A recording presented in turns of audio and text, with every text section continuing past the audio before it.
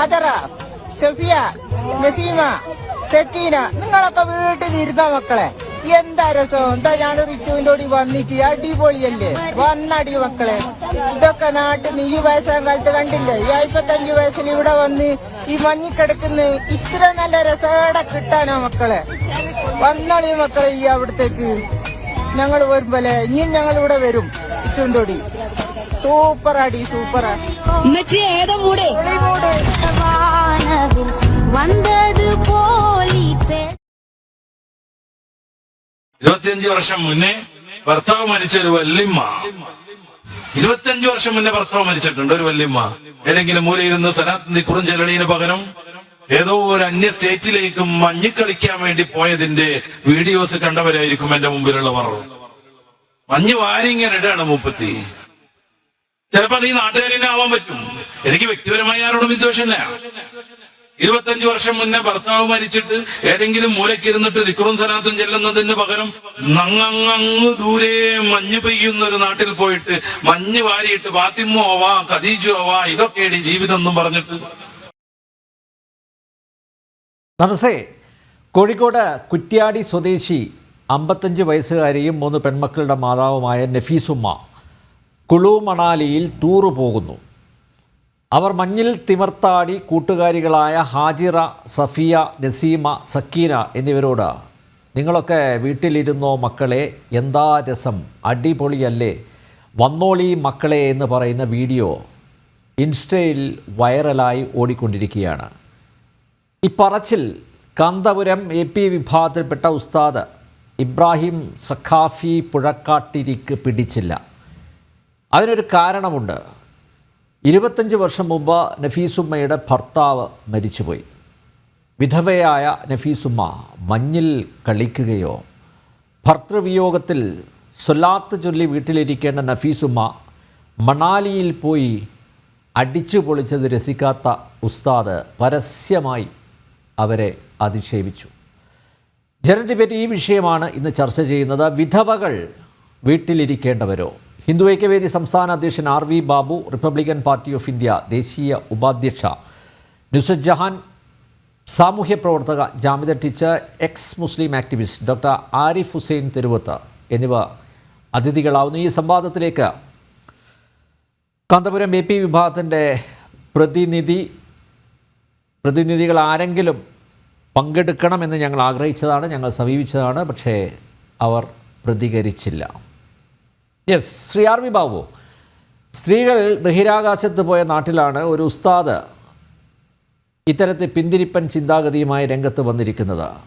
ഭർത്താവ് മരിച്ച മുസ്ലിം സ്ത്രീകൾ വീട്ടിലിരുന്നോളം, അവർ സന്തോഷിക്കരുത്, അവർ അണിഞ്ഞൊരുങ്ങരുത്, അവർ അവരുടെ ദുർവിധിയിൽ പരിതപിച്ച് ശിഷ്ടകാലം ജീവിച്ചോളണം എന്ന തിട്ടൂരവിറക്കുന്ന ഉസ്താദുമാർ മുസ്ലിം സമൂഹത്തിന് മാത്രമല്ല വർത്തമാന കാലത്തിന് നാണക്കേടല്ലേ?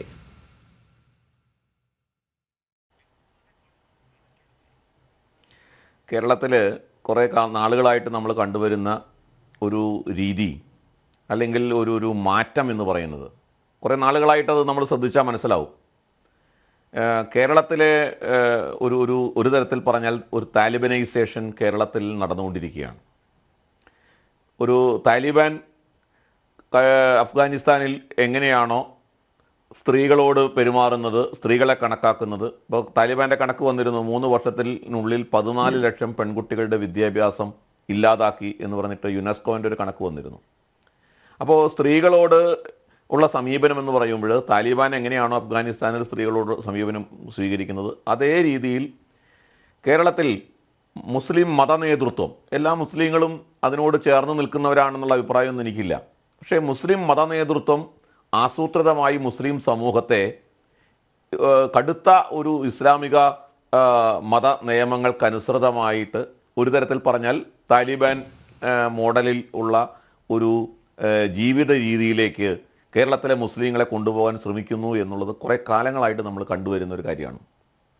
അത് ലിബറൽ സ്വഭാവത്തോടുകൂടി രാഷ്ട്രീയത്തിലെ ജനാധിപത്യം, മതേതരത്വം ഈ സങ്കല്പങ്ങളെ അംഗീകരിച്ചുകൊണ്ട് പ്രവർത്തിക്കുന്നു എന്ന് പൊതു മാധ്യമങ്ങളോ അല്ലെങ്കിൽ ചില മുഖ്യധാര രാഷ്ട്രീയ പ്രസ്ഥാനങ്ങളോ ഒക്കെ കരുതുന്ന മുസ്ലിം ലീഗ് അടക്കമുള്ള രാഷ്ട്രീയ പ്രസ്ഥാനങ്ങൾക്ക് ഈ തീവ്ര നിലപാടുകൾക്കൊപ്പം നിലനിൽക്കേണ്ട അല്ലെങ്കിൽ അണിനിരക്കേണ്ട ഒരു സ്ഥിതിവിശേഷം ഇന്ന് കേരളത്തിലുണ്ട്.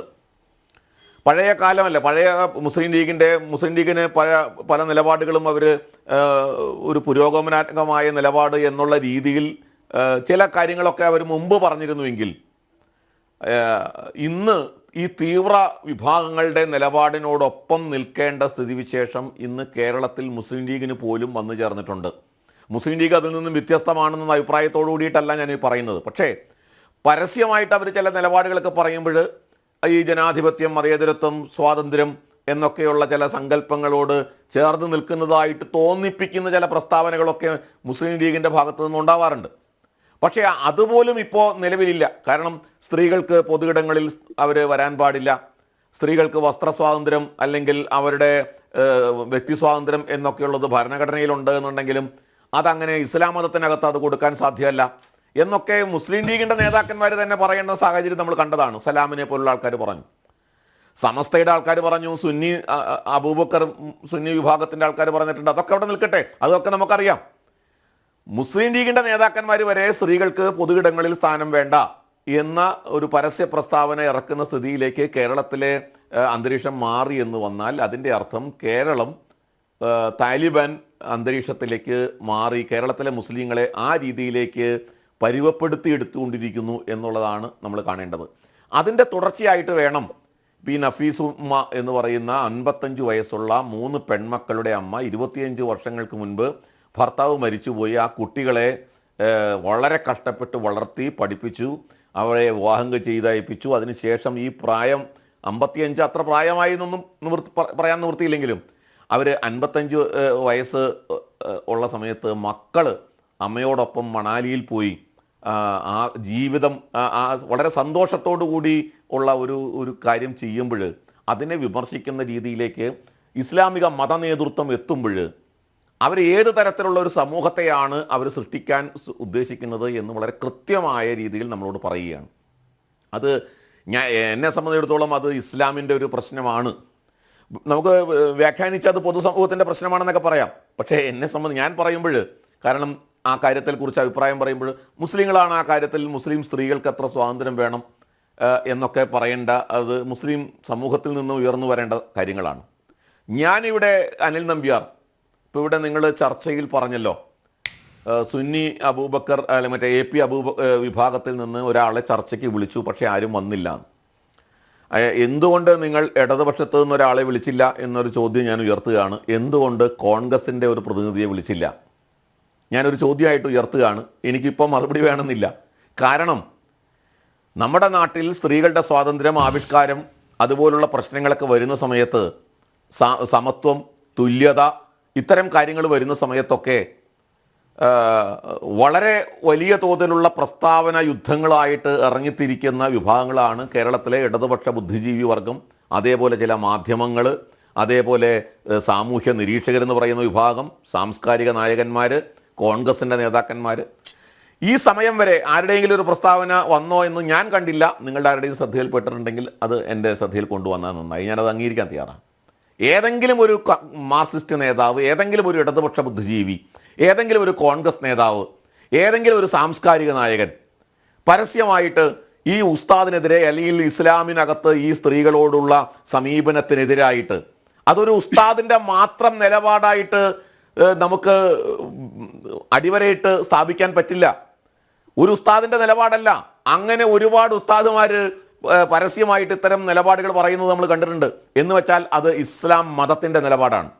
ഇസ്ലാമിൻ്റെ നിലപാട് ഉസ്താദുമാർ പറയുകയാണ്. അപ്പോൾ അതിനെതിരായിട്ട് ശബ്ദിക്കുന്ന ഒരു രാഷ്ട്രീയ മുഖം നമ്മൾ കേരളത്തിൽ കാണുന്നില്ല. ഞാൻ ഇത് പറയാൻ കാരണം, ഇപ്പോൾ നമുക്കറിയാം ഇവിടെ മനുസ്മൃതി, ഞാൻ മനുസ്മൃതി വായിക്കാത്ത ഒരാളാണ് കേട്ടോ. മനുസ്മൃതി ശ്ലോകങ്ങളൊക്കെ എനിക്കറിയാം എന്നല്ലാതെ മനുസ്മൃതി മുഴുവനും വായിച്ചിട്ടുള്ള ഒരാളല്ല. എൻ്റെ വീട്ടിലും മനുസ്മൃതി ഇല്ല. താനും മനുസ്മൃതിയിലെ സ്ത്രീകളുടെ സ്വാതന്ത്ര്യം എന്ന വിഷയം എന്നൊക്കെ പറഞ്ഞുകൊണ്ട് നമ്മുടെ ഭാരതത്തിലെ 99.999% ആൾക്കാരും മനുസ്മൃതി കാണാത്തവരോ വായിക്കാത്തവരോ അതിലെന്താ എഴുതിയെന്ന് മനസ്സിലാക്കാത്തവരാണ്. പക്ഷേ മനുസ്മൃതിയിൽ സ്ത്രീ സ്വാതന്ത്ര്യം അർഹതി എന്ന് പറഞ്ഞിട്ടുണ്ട് എന്ന് പറഞ്ഞുകൊണ്ട് ഈ കേരളത്തിൽ ഇപ്പോഴും, ഭാരതത്തിലെമ്പാടും കേരളത്തിൽ ഇപ്പോഴും ഹിന്ദു സമൂഹത്തെ, ഹിന്ദു ധർമ്മത്തെ, ഹിന്ദു സംഘടനകളെ വേട്ടയാടിക്കൊണ്ടിരിക്കുന്നത് നമ്മൾ കാണുന്നുണ്ട്. പക്ഷേ ഇവിടെ പച്ചയ്ക്ക് പരസ്യമായി, ഞാൻ ഖുറാനിലടക്കമുണ്ട് എന്ന് എനിക്കറിയാം, ഞാൻ വായിച്ചിട്ടുണ്ട്. ഖുറാനിലടക്കം അല്ലെങ്കിൽ ഇത്തരത്തിലുള്ള ഉസ്താദുമാർ പരസ്യമായി നിലപാടെടുത്ത് വരുന്ന സമയത്ത് അതിനെ പച്ചയ്ക്ക് എതിർക്കാൻ, മനുസ്മൃതി എതിർക്കുന്ന പോലെ ഖുറാനെ എതിർക്കാൻ, ഹദീസിനെ എതിർക്കാൻ തയ്യാറായിട്ട് ഏതെങ്കിലും ഒരു രാഷ്ട്രീയ നേതാവ് നാളിതുവരെ രംഗത്ത് വന്ന് നമ്മൾ കണ്ടിട്ടുണ്ടോ? എന്തുകൊണ്ടാണ് വരാത്തത്? എന്നാൽ സ്ത്രീകൾക്ക് യഥേഷ്ടം സ്വാതന്ത്ര്യം ഉണ്ടായിരുന്നൊരു നാടാണ് ഭാരതം. വേദകാലഘട്ടത്തിലൊക്കെ അടക്കം സ്ത്രീകൾ മന്ത്രദൃഷ്ടാക്കളായിരുന്ന സ്ത്രീകൾ, എത്രയോ മന്ത്രങ്ങൾ, സ്ത്രീകൾ രചിച്ച മന്ത്രങ്ങൾ ഇന്നും ഉപയോഗത്തിലുള്ള മന്ത്രങ്ങളാണ്. സ്ത്രീകൾ രചിച്ച മന്ത്രങ്ങൾ, ബ്രഹ്മവാദിനികൾ സ്ത്രീകൾ, യോദ്ധികൾ എന്നാണ് പറയുക, യോദ്ധാക്കളായിട്ടുള്ള സ്ത്രീകൾ, ഭരണാധികാരികളായിട്ടുള്ള സ്ത്രീകൾ, ഇതെല്ലാം ഭാരതത്തിന്റെ ചരിത്രത്തിലുണ്ട്. പക്ഷെ ഇടക്കാലത്ത് നമുക്കറിയാം, വീട്ടി ഭട്ടതിരിപ്പാടൊക്കെ പറഞ്ഞിട്ട് പോലെ അടുക്കളയിൽ തളയ്ക്കപ്പെട്ട, അല്ലെങ്കിൽ പുറത്തേക്ക് മറക്കുടയുടെ മറവിൽ ജീവിതം ഹോമിക്കപ്പെട്ട ഒരു സാമൂഹ്യ അന്തരീക്ഷം കേരളത്തിലടക്കം സംജാതമായി എന്നുള്ളൊരു യാഥാർത്ഥ്യമാണ്. ആ യാഥാർത്ഥ്യം ഉൾക്കൊണ്ടുകൊണ്ട് അതിനെ പരിഷ്കരിക്കാൻ നമ്മുടെ നാട്ടിലെ സാമൂഹ്യ പരിഷ്കർത്താക്കൾ, നവോത്ഥാന നായകർ, ആചാര്യന്മാരൊക്കെ തയ്യാറായി. സതി അനുഷ്ഠിച്ച നാടാണ് ഭാരതം. വിധവകൾക്ക് എന്താണ് എന്നുള്ളത് നിലയ്ക്ക് അതിന് ചരിത്രപരമായ ചില പശ്ചാത്തലമുണ്ട്, ഞാൻ അതിലേക്ക് കടക്കുന്നില്ല. അത് വളരെ വലിയ തോതിൽ പരിഷ്കരണത്തിന് വിധേയമായ ഒരു നാടല്ലേ. അപ്പോൾ ഇപ്പോൾ യഥാർത്ഥത്തിൽ ശ്രമിക്കുന്നത് 14-ാം നൂറ്റാണ്ടിലേക്കോ 16-ാം നൂറ്റാണ്ടിലേക്കോ കേരളത്തെ നയിക്കാൻ വേണ്ടി ഒരു വിഭാഗം വളരെ ശക്തമായിട്ട് ആ സമുദായത്തെ പരുവപ്പെടുത്തിയെടുക്കുന്ന ഒരു സാഹചര്യം നമ്മൾ കണ്ടുകൊണ്ടിരിക്കുകയാണ്. അത്യന്തം അപകടകരമായ ഒരു സ്ഥിതിവിശേഷം ആണ് ഈ നിശബ്ദത. അതാണ് തുടക്കത്തിൽ ഈ വിഷയത്തെ സംബന്ധിച്ച് എനിക്ക് പറയാനുള്ളത്. അനിൽ നമ്പ്യാർ. ജാമിദ ടീച്ചർ, ഈ ഉസ്താദുമാർക്ക് ബോധം വെക്കാത്തതാണോ, അതോ ഇപ്പോഴും 6-ാം നൂറ്റാണ്ടിൽ ജീവിച്ചാൽ മതി എന്ന ഒരു നിലപാട് അനുവർത്തിച്ച് മുന്നോട്ട് പോവുകയാണോ? മനുഷ്യരുടെ അന്തസ്സും അഭിമാനവും ഒക്കെ ഉറപ്പു നൽകുന്ന ഒരു ഭരണഘടനയുള്ള രാജ്യത്താണ് നമ്മൾ ജീവിക്കുന്നത്. ആ ഭരണഘടനയുടെ അനുച്ഛേദമാണ് ആർട്ടിക്കിൾ 21. 25 വർഷം മുമ്പ് ഭർത്താവ് മരണപ്പെട്ട ഒരു സ്ത്രീ അടങ്ങി ഒതുങ്ങി ഒരു മൂലക്കിരിക്കണം എന്ന് പറഞ്ഞാൽ ഈ മുസ്ലിയാര് പറയുന്നത് അങ്ങനെയാണ്. ഇനി അങ്ങനെ മുസ്ലിം സമുദായത്തിലെ മുഴുവൻ സ്ത്രീകളെയും, ഇനി വിധവകളാണെങ്കിലും അതല്ലാത്തവരാണെങ്കിലും, അവരെയൊക്കെ നിരന്തരം ഈ രൂപത്തിൽ ഇങ്ങനെ അപമാനിക്കാൻ ഈ പണ്ഡിത വേഷധാരികൾക്ക് ഈ നാട്ടിലല്ലാതെ മറ്റെവിടെയെങ്കിലും ഇത്രയധികം സ്വാതന്ത്ര്യം കിട്ടുമോ? ഈ ഒരൊറ്റ പ്രസംഗം കൊണ്ട് ആ സ്ത്രീയുടെ പൊതുജീവിതവും കുടുംബജീവിതവും ഒക്കെ ഏറെ ദുരിതത്തിലായി എന്ന് ആ സ്ത്രീയുടെ മകൾ തന്നെ വന്ന് പറയുന്ന വീഡിയോ നമ്മൾ കണ്ടതാണ്. അവരുടെ അടുത്ത ബന്ധുക്കള്, ചുറ്റുമുള്ളവര് ഈ പ്രസംഗത്തിന് ശേഷം അനുഭവിക്കുന്ന മാനസിക പിരിമുറുക്കത്തിനും അധിക്ഷേപത്തിനും ഒക്കെ ആരാണ് പരിഹാരം കാണുന്നത്? എന്നാല് അവർക്കുണ്ടായ അവരെ കൊണ്ട് എങ്ങാനും ഒരു നാണയത്തുട്ടിന്റെ ഗുണം ഇവർക്ക് ഉണ്ടായിട്ടുണ്ടോ? ഈ നികൃഷ്ട ജീവികളാണ് ഇവരെന്ന് ഈ രാജ്യത്തുള്ള ജനാധിപത്യ വിശ്വാസികളാകുന്ന മുഴുവൻ ആളുകൾക്കും മനസ്സിലാകാൻ ഇതുപോലെയുള്ള സാഹചര്യം നല്ലതാണ്. ബഹുമാനപ്പെട്ട വനിതാ കമ്മീഷൻ ചെയർപേഴ്സൺ ഒക്കെ ഈ കാര്യത്തിൽ ഒന്നും മിണ്ടിയതായിട്ട് നമ്മൾ കാണുന്നില്ല. ഞാനൊരു ചിത്രം കണ്ടു. 43 വർഷങ്ങൾക്ക് മുമ്പ് 1982 കോഴിക്കോട് കോർപ്പറേഷൻ സ്റ്റേഡിയത്തിൽ നടന്ന ഒരു ഫുട്ബോൾ മത്സരമാണ്. അത് കാണാൻ എത്തിയിരിക്കുന്നത് മുഴുവനും മുസ്ലിം സ്ത്രീകളാണ്. ഇടയ്ക്ക് മുസ്ലിം പുരുഷന്മാരുമുണ്ട്. ഇതുപോലെ ലൈംഗിക രോഗികളൊന്നും ഉണ്ടാകത്തില്ലായിരിക്കും. മിസ്റ്റർ മുത്തുക്കോയയുടെ പ്രാകൃതമായിട്ടുള്ള വൈകൃത പ്രസ്താവന നമ്മൾ കണ്ടു. ഇടകലരരുത് എന്നുള്ള വൈകൃതമായിട്ടുള്ള പ്രസ്താവനകൾ നമ്മൾ കണ്ടു. ഇങ്ങനെ അലി കോവൂർ എന്ന വ്യക്തി പകർത്തിയ ചിത്രത്തിൽ മുഴുവനും മുസ്ലിം സ്ത്രീകളാണ്. ആരും തലയിൽ തട്ടം പോലും ഇട്ടിട്ടില്ല. 40 വർഷങ്ങൾക്ക് മുമ്പ് ഇതുപോലെയുള്ള ഒരു സ്വാതന്ത്ര്യം മുസ്ലിം സ്ത്രീകൾക്ക് ഈ രാജ്യത്ത് ലഭിച്ചിട്ടുണ്ടായിരുന്നെങ്കിൽ പാശ്ചാത്യമായ രീതിയിലുള്ള വസ്ത്രങ്ങൾ ധരിച്ച സ്ത്രീകളുടെ ചിത്രങ്ങളൊക്കെ നമ്മൾ ഇന്ന് കണ്ടുകൊണ്ടിരിക്കുകയാണ്. അഫ്ഗാനിസ്ഥാനിലെ, ഇറാനിലെ, ലെബനനിലെ, ഇറാഖിലെ, സിറിയയിലെ ഒക്കെ പെണ്ണുങ്ങളുടെ ചിത്രങ്ങൾ.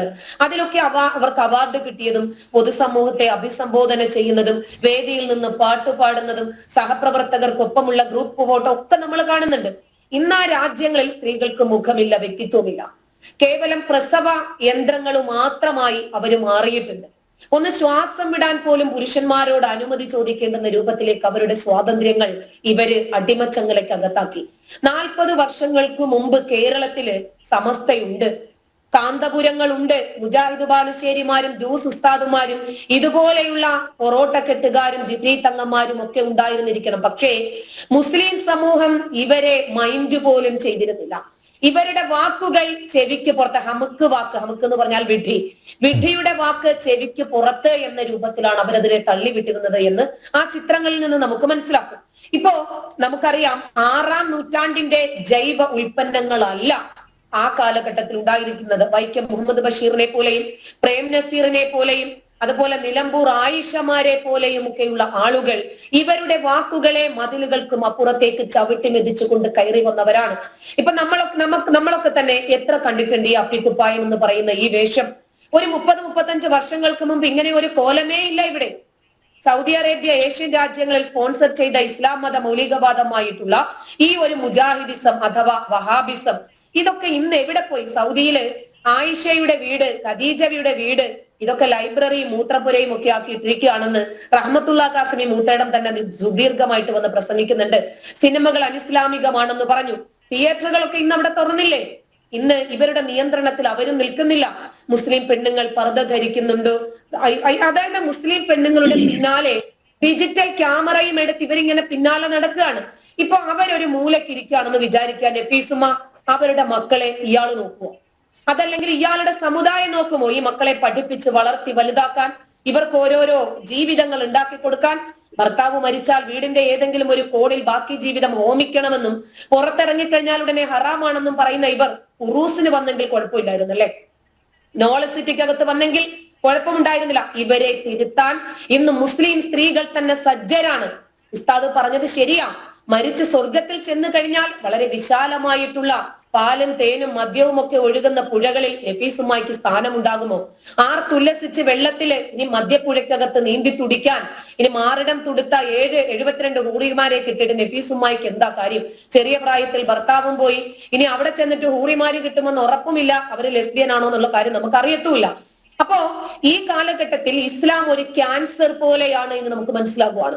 ഇത്തരം പ്രാകൃതമായ ആശയങ്ങൾ തലച്ചോറിനെ ബാധിച്ചു കഴിഞ്ഞാൽ ജീവിതത്തിന്റെ സന്തോഷവും സമാധാനവും ഒക്കെ മാറുമെന്ന് മാത്രമല്ല, അത് നമ്മളെയും കൊണ്ടേ പോകും. ഇവനെ പോലെയുള്ള ആളുകളെയൊക്കെ ന്യായീകരിക്കാനും നമ്മുടെ നാട്ടിൽ ഭീകരമായിട്ടുള്ള ആളുകൾ ഉണ്ട് എന്നത് നമ്മൾ ശോചനീയമായിട്ടുള്ള ഒരു അവസ്ഥയാണ്. ഒരു സ്ത്രീയുടെ റീല് കണ്ട ഉടനെ തന്നെ ഇവരിങ്ങനെ ഇളകി മറിയുന്നുണ്ടല്ലോ. 1000-ഓളം 10 വയസ്സിന്റെ അകത്ത് പ്രായമുള്ള കുട്ടികളെ പീഡിപ്പിച്ച ഒരുത്തനെ ഇന്നലെയല്ലേ അറസ്റ്റ് ചെയ്തത്?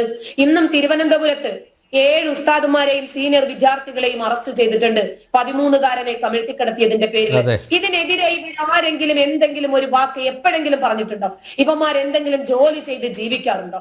സ്റ്റേജിൽ വന്നിട്ട് മൈക്ക് കെട്ടി കുറച്ച് വഷള് കഥകളും കുറച്ച് സെക്സ് കഥകളും പിന്നെ എന്തെങ്കിലുമൊക്കെ പറഞ്ഞ് കരഞ്ഞും വിളിച്ചും കൂകിയും ആളുകളോട് തെണ്ടിയും അവരുടെ കഴുത്തിൽ കിടക്കുന്നതും കാതിൽ കിടക്കുന്നതും പോക്കറ്റിൽ കിടക്കുന്നതും ഒക്കെ പിടിച്ചു വാങ്ങി സുഖലോലുപതയിൽ ജീവിക്കുക എന്നുള്ളതല്ലാതെ നഗ്നപാതനായ പ്രവാചകന്റെ ചിത്രം പറയുന്നതാണ് ഇവര്. ആ പ്രവാചകന്റെ ചരിത്രം പറയാൻ ഇവര് വരുന്ന കാറേതാ? ഇനി ഭർത്താക്കന്മാർക്ക് തുടുത്ത മാറിടമുള്ള ഹൂറികളെ കിട്ടും 72 പേരെ. ഈ സ്ത്രീകൾക്ക് എന്താണ് സ്വർഗത്തിൽ കിട്ടുന്നത് എന്ന് ഇവര് പറയണം. ഇവരുടെ ആശയം അനുസരിച്ച് ജെട്ടി ഇട്ടില്ലെങ്കിലും സാരമില്ല, തട്ടമിടണം. കാരണം ലൈംഗിക അവയവം ആര് കണ്ടാലും പ്രശ്നമൊന്നുമില്ല, പക്ഷെ തലയാരും കാണരുത്. എന്റെ ഒരു ഗൈനക്കോളജി സുഹൃത്ത് പറഞ്ഞതാ. അവര് പ്രസവിക്കാൻ വന്ന് കിടപ്പുണ്ട്, കൃത്യമായിട്ട് ബാക്കിയെല്ലാം തുറന്നു കിടപ്പുണ്ട്, പക്ഷെ മുഖം മറയ്ക്കാനും തല മറയ്ക്കാനും അവർ മറക്കുന്നില്ല. മയ്യത്തായി കഴിഞ്ഞാലോ ബോഡി കണ്ടു കഴിഞ്ഞാൽ ഉടനെ ഉദ്ധാരണം ഉണ്ടാകും. ആ സമയത്ത് അതുവരെ എല്ലാ മനുഷ്യനെയും കണ്ടു ജീവിച്ച ഒരു പുരുഷനാകട്ടെ സ്ത്രീ ആകട്ടെ ചത്തു കഴിഞ്ഞാൽ പിന്നെ ആരെയും കാണാൻ പാടില്ല. കാരണം ശവഭോഗികളെ സംബന്ധിച്ചിടത്തോളം അവർക്ക് അതും ഒരു പ്രശ്നം തന്നെയാണ്. നരകത്തിലെ വിറകുകൊള്ളി ആകാതിരിക്കാൻ ആ സ്ത്രീ തട്ടമിട്ടിട്ടുണ്ട്. അവര് കൃത്യമായ രൂപത്തിൽ ഔറത്ത് മറച്ചിട്ടുണ്ട്. ഇനി പുയ്യാപ്പിള എപ്പോ ആവശ്യപ്പെട്ടാലും കിടക്കാൻ അവർ തയ്യാറാണ്, പക്ഷെ അയാളില്ല, അയാൾ മരിച്ചുപോയി. ഉസ്താദ് പറഞ്ഞതിനനുസരിച്ച് നഫീസുമ്മ ചെയ്യേണ്ടത് എന്താണ്? 1 കിലോ വെളിച്ചെണ്ണയും വാങ്ങിച്ചിട്ട് ഏതെങ്കിലും ഒരു മൂലയ്ക്ക് പോയിട്ട് ഏതെങ്കിലും മലദ്വാർ വികസന കോർപ്പറേഷന്റെ ഉസ്താദുമാര് പണിയെടുക്കുന്നുണ്ടോ എന്ന് നോക്കി പോയിരിക്കണമായിരുന്നു. ചില സക്കാഫിമാർക്കും ദാരിമിമാർക്കും സുല്ലമിമാർക്കും ഒന്നും ഇനിയും വകതിരിവ് വന്നിട്ടില്ല. അതല്ലെങ്കിൽ ഇവർക്ക് വേദിയിൽ ആശയ ദാരിദ്ര്യമുണ്ട്, വിഷയദാരിദ്ര്യമുണ്ട്. ഈ വർഷങ്ങൾക്ക് മുമ്പ് ഭർത്താവ് മരിച്ചുപോയ വീട്ടിൽ സ്ത്രീ അടങ്ങി ഒതുങ്ങി ഇരിക്കണമെന്ന് പറയുന്ന ഈ ഇബ്രാഹിം സക്കാഫിയുടെ മതപരമായിട്ടുള്ള വിജ്ഞാനം എടുത്ത് പരിശോധിച്ചിട്ട് ഖദീജ എന്താണ് ചെയ്തത് എന്ന് ഇവര് പറയണം. ഖദീജയുടെ ഭർത്താവ് മരിച്ചു, 2-ലധികം മക്കളുണ്ട് അവരുടെ കൂടെ, അവരെ വളർത്താൻ മാർഗമില്ല. അവരുടെ പിതാവ് പിന്നെ ഹുവൈലിദ്, അയാൾ വളരെ സമ്പന്നനാണ്. അവരുടെ സമ്പത്ത് വെച്ചിട്ട് ബിസിനസ് ചെയ്യുകയാണ് ഖദീജ. മക്കയിലെ ഖുറൈശി ഗോത്രത്തിൽപ്പെട്ട തറവാടിയായിട്ടുള്ള യുവതിയായിട്ടുള്ള അതീവ സുന്ദരിയായിട്ടുള്ള സ്ത്രീ വന്നിന്ന് ബിസിനസ് ചെയ്യുന്നു. പ്രവാചകൻ മരിച്ചു. ആയിഷ എന്താ ചെയ്തത്? ഒട്ടകപ്പുറത്ത് കയറി യുദ്ധം ചെയ്തു ആയിഷ മുഹമ്മദിന്റെ സമ്പത്തിനു വേണ്ടി നിരന്തരം അബൂബക്കറിന്റെയും ഉമറിന്റെയും ഉസ്മാന്റെയും ഒക്കെ കൊട്ടാരവാതിൽക്കൽ കയറി ഇറങ്ങിയതിന്റെ ചരിത്രം ഖിലാഫത്തും രാജവാഴ്ചയും എന്ന് പറഞ്ഞ മൗദൂദിയുടെ പുസ്തകത്തിൽ തന്നെ എഴുതി വെക്കുന്നുണ്ട് ഇവര്. അപ്പൊ ഇവര് മൂലക്കിരുന്ന് സ്വലാത്തും ദിക്റും ഒക്കെ പറഞ്ഞിരുന്നെങ്കിൽ ഈ സഖാഫിയെ ഈ രൂപത്തിൽ ആശയങ്ങൾ ആരാണ് പഠിപ്പിച്ചത്? പ്രഭാഷണ വേദിയിൽ വന്ന് തോന്നുന്നതൊക്കെ വിളിച്ചു പറഞ്ഞു കഴിഞ്ഞാൽ ഇയാളെ പോലെയുള്ള കൂഷ്മാണ്ഡങ്ങളെ ന്യായീകരിക്കാൻ, ഇത്തരം വിവരദോഷികൾക്ക് കിരീടം വെച്ച് കൊടുക്കാൻ നമ്മുടെ നാട്ടിൽ എമ്പാടും ആളുകളുണ്ട്. ഈ സഖാഫി മനസ്സിലാക്കണം, നഫീസുമ്മ മരിച്ചുപോയി, നഫീസുമ്മയുടെ ഭർത്താവ് മരിച്ചുപോയി. അവരുടെ മക്കളെ എങ്ങനെ വളർത്തും? അവര് മൂലയ്ക്ക് പോയി ദിക്റും സലാത്തും ചൊല്ലിക്കൊണ്ടിരുന്നാൽ ഈ മക്കളെ എങ്ങനെയാണ് ഓരോ കൈകളിൽ ഇവർ ഏൽപ്പിക്കാൻ പറ്റുന്നത്? ഓരോ ജീവിതത്തിൽ എങ്ങനെയാണ് ഇവർക്ക് ഏൽപ്പിക്കാൻ പറ്റുന്നത്? അവരെ മക്കളെയൊക്കെ വളർത്തി വലുതാക്കി. അപ്പൊ മക്കൾക്ക് കുറച്ച് ബോധം വെച്ചപ്പോൾ എന്റെ ഉമ്മ ഒരുപാട് കഷ്ടപ്പെട്ട് പ്രയാസപ്പെട്ട് ഞങ്ങളെ വളർത്തിയതാണ് എന്ന് മനസ്സിലായപ്പോ അവർക്ക് തോന്നി ഉമ്മയ്ക്കൊന്ന് ടൂറ് പോണം. ഉമ്മ മണാലി പോയതിന് എന്താ തെറ്റ്? ഏതെങ്കിലും ജാറത്തിൽ പോകണമായിരുന്നോ? മക്ബറകളിൽ പോകണമായിരുന്നോ? ഏതെങ്കിലും നൂറെ ഹബീബെ ഉസ്താദിന്റെ വെള്ളം വാങ്ങിച്ചു കുടിക്കാൻ പോകണമായിരുന്നോ? പ്രായമായ ഉമ്മയെ ഒന്ന് മഞ്ഞ് കാണിക്കണമെന്ന് തോന്നി, മണാലിയിൽ പോയി. അപ്പോഴാണ് അവര് ജീവിതത്തിന്റെ ഏറ്റവും വലിയ സന്തോഷം അറിയുന്നത്. അതുകൊണ്ട് അവര് ലോകത്തിന് വലിയ ഒരു സന്ദേശം നൽകി. 6 സെന്റ് ഭൂമിയുണ്ടോ മക്കളെ, 2 സെന്റ് വിറ്റിട്ടെങ്കിലും ലോകം കാണണം. ഒരു വലിയ ആശയമാണ് അവര് ലോകത്തിന് നൽകിയിട്ട് പോയത്. ഈ ഉസ്താദിന്റെ പ്രസംഗം ആ ഉമ്മയെയും മക്കളെയും എത്രമാത്രം വേദനിപ്പിച്ചിട്ടുണ്ടാകും. ഇളയ കുഞ്ഞിന് 7 മാസം പ്രായമായപ്പോൾ നഫീസ് ഉമ്മയുടെ ഭർത്താവ് മരിക്കുന്നു. അവര് വീട്ടുവേലകൾ ചെയ്യുന്നു, കൂലിപ്പണി ചെയ്യുന്നു. ആ സമയത്തൊന്നുമില്ലാത്ത ദീനാണ് ഇവർക്ക്. ഈ സ്ത്രീ മക്കളെയൊക്കെ ഒരു കരക്കെത്തിച്ചപ്പോൾ, കല്യാണം കഴിപ്പിച്ച് ഓരോ കൈക്ക് എത്തിച്ചു കൊടുത്തു കഴിഞ്ഞപ്പോൾ ആ മക്കൾക്ക് ഉമ്മയെ ഒന്ന് സൽക്കരിക്കണം, ഉമ്മയെ ഒന്ന് സന്തോഷിപ്പിക്കണമെന്ന് തോന്നി. മൂലയ്ക്ക് ദിക്റും ചൊല്ലിയും ഇരുന്നെങ്കിൽ ഇവന്മാരുടെയൊക്കെ ഏതെങ്കിലും കമ്മിറ്റിക്കാര്, അതല്ലെങ്കിൽ പോട്ടെ ഇവന്മാരൊക്കെ പോയി മക്കൾക്ക് തിന്നാൻ കൊടുക്കുമായിരുന്നോ, ഉടുക്കാൻ കൊടുക്കുമായിരുന്നോ, പഠിക്കാൻ കൊടുക്കുമായിരുന്നോ? അപ്പോ ഇതെല്ലാം കഴിയും. ഇനിയിപ്പൊ നഫീസുമ്മയുടെ അവസ്ഥയെന്ന് ആലോചിച്ച് നോക്കണം. ഇനി ഈ ഭർത്താവ് മരിച്ചിട്ടില്ലെങ്കിൽ അവരിപ്പോ ഒഴിവാക്കി പോയതാണെന്ന് വിചാരിച്ചു. എന്നാൽ പോലും ഈ സ്ത്രീ കഷ്ടപ്പെട്ട് വളർത്തി വലുതാക്കിയാൽ ഈ മക്കൾക്ക് ഓരോ പുരുഷന്മാരെ ഏൽപ്പിച്ചു കൊടുക്കണമെങ്കിൽ പോലും ഈ ഒഴിവാക്കിയ ഭർത്താവിന്റെ കാല് പിടിച്ച് വിളിച്ചു കൊണ്ടുവരണം. അപ്പൊ ഇവന്മാരെയൊക്കെ ഇനിയെങ്കിലും ഒന്ന് വെളിവെക്കണമെങ്കിൽ മുസ്ലിം സ്ത്രീകൾ തന്നെ രംഗത്തിറങ്ങണം. മണിക്കൂറുകൾക്കകം 5 മില്യൺ ആളുകൾ ആ സ്ത്രീയുടെ വീഡിയോ നെഞ്ചിലേറ്റിയെങ്കിൽ നഫീസുമ്മയുടെ വീഡിയോയ്ക്കാണ് ആളുകൾ ഉള്ളത്. അതല്ലാതെ അവര് ചിരിച്ചുകൊണ്ട് അവരുടെ അനുഭവം പറയുമ്പോൾ ഉള്ളു കരയുകയാണ് എന്ന് മനസ്സിലാക്കി നമുക്ക് നിറകണ്ണുകളോടുകൂടി അല്ലാതെ അവരുടെ വീഡിയോ കണ്ടിരിക്കാൻ പറ്റില്ല. ചെറിയ കുഞ്ഞിന് 7 മാസം പ്രായമുള്ളപ്പോൾ മരിച്ചതാണ് എന്ന് പറയുമ്പോൾ അവർ ചിരിക്കുന്നുണ്ട്. പക്ഷെ നമ്മുടെ ഉള്ളു വേദനിക്കുവാണ്. 8 സെന്റ് ഭൂമിയുണ്ട്, വിശ്രമമില്ലാതെ ജോലി ചെയ്തു, കുറിക്ക് കൂടുന്നു, ലോൺ എടുക്കുന്നു. ഒരു സ്ത്രീ, ഞാൻ ഒറ്റയ്ക്ക് ജീവിച്ചിട്ടുള്ള സ്ത്രീയാണ്, മക്കളെ വളർത്താൻ പ്രയാസപ്പെട്ടിട്ടുള്ള ആളാണ്. എനിക്കറിയാം. ഒരു കവർ ചിപ്സ് വാങ്ങി 4 ദിവസം 5 ദിവസം വരെ ഞാനും എന്റെ മക്കളും അത് മാത്രം കഴിച്ച് ജീവിച്ചിട്ടുണ്ട്. പച്ചവെള്ളവും കുടിച്ച്. എനിക്കറിയാം ഈ മക്കളെ വളർത്താൻ. മക്കൾ ഓരോ അപ്പുറത്തും ഇപ്പുറത്തുമുള്ള കുട്ടികൾ ഓരോന്ന് കാണുമ്പോ മക്കളും ചോദിക്കും, എനിക്കൊരു ബാഗ് വാങ്ങി തരുമോ, എനിക്കൊരു പുതിയ യൂണിഫോം വാങ്ങി തരുമോ? എന്റെ മക്കൾക്ക് യൂണിഫോം ഞാൻ തിരിച്ചും മറിച്ചും തയ്ച്ചിട്ട് കൊടുത്തിട്ടുണ്ട്. ഒരു ഭാഗം നരയ്ക്കുമ്പോൾ അടുത്ത ഭാഗം. അത്രയ്ക്ക് കഷ്ടപ്പെട്ട് ജീവിച്ചിട്ടുണ്ട്. ഞാനും ഒരുപാട് ദാരിദ്ര്യം അറിഞ്ഞ സാഹചര്യത്തിൽ വളർന്ന ആളാണ്. അപ്പൊ കൂലിപ്പണിയെടുത്ത് ഈ മക്കളെ വളർത്താൻ ഈ തള്ള എത്രമാത്രം കഷ്ടപ്പെട്ടിട്ടുണ്ടാകുമെന്ന് എനിക്കറിയാം. അവര് പറയുന്നുണ്ട്, റമദാൻ നോമ്പിന് ഞാൻ വീട്ടിലിരുന്നിട്ടില്ല, വിശ്രമമില്ലാതെ ഞാൻ ജോലി ചെയ്തു, അന്ന് ഞാൻ സന്തോഷം എന്താണെന്ന് അറിഞ്ഞിട്ടില്ല. സ്ത്രീകൾ സന്തോഷിക്കുമ്പോൾ ഇവന്മാരുടെയൊക്കെ കുരുക്കൾ പൊട്ടുന്നത് സ്ത്രീകൾ വെറും ഒരു പേര് യന്ത്രമാണ് എന്ന് ഇവർ പറഞ്ഞു വെക്കുവാണ് വീണ്ടും വീണ്ടും വീണ്ടും. ഉപ്പയില്ലാത്ത 3 മക്കളെ വളർത്തി വലുതാക്കി കല്യാണം കഴിപ്പിച്ച് അയച്ച് എന്നിട്ട് അവര് പറയുന്നു പടച്ചോന്റെ അനുഗ്രഹമാണെന്ന്. ശരി, അത് അവരുടെ വിശ്വാസം. അവര് മതത്തിൽ നിന്ന് പുറത്തു പോയിട്ടില്ല. അവരെ മതവിരുദ്ധയല്ല, അവരൊരു കാഫിറായിട്ടുള്ള സ്ത്രീയല്ല. ഇനി അവര് തലയിൽ തട്ടം കൂടി ഇട്ടിട്ടില്ലായിരുന്നെങ്കിൽ എന്തായിരുന്നു? അവരുടെ ഒരു വാക്കുകൂടി പറയണം, ഞാൻ ഹാപ്പിയാണ്, ഇനിയും എനിക്ക് യാത്ര ചെയ്യണം. ഒരു 16കാരി എന്ന പോലെ തോന്നലാണ് നമുക്കും ഉണ്ടായത് അവരെ കണ്ടപ്പോൾ. ഓക്കെ ഇവിടെ CPM പ്രതിനിധികൾ ജന ഡിബേറ്റ് ബഹിഷ്കരിച്ചിട്ട് 1 വർഷത്തിലധികമായി. ഇത്തരം വിഷയങ്ങൾ ചർച്ച ചെയ്യുമ്പോൾ ഞങ്ങളെ വിളിക്കരുത് എന്ന് ഇടതുപക്ഷ സഹയാത്രികരും കോൺഗ്രസിൻ്റെ പ്രതിനിധികളും അറിയിച്ചിട്ടുണ്ട്. അതുകൊണ്ടാണ് കോൺഗ്രസിൻ്റെയും ഇടതുപക്ഷത്തിൻ്റെയും പ്രതിനിധികൾ ഈ ചർച്ചയിൽ ഇല്ലാത്തത് എന്നുകൂടി അറിയിച്ചുകൊള്ളട്ടെ. ആരിഫ് ഹുസൈൻ, ഈ ഉസ്താദുമാരുടെ വീട്ടിലെ പെണ്ണുങ്ങളുടെ അവസ്ഥ ഇങ്ങനെയൊക്കെ തന്നെയാണോ?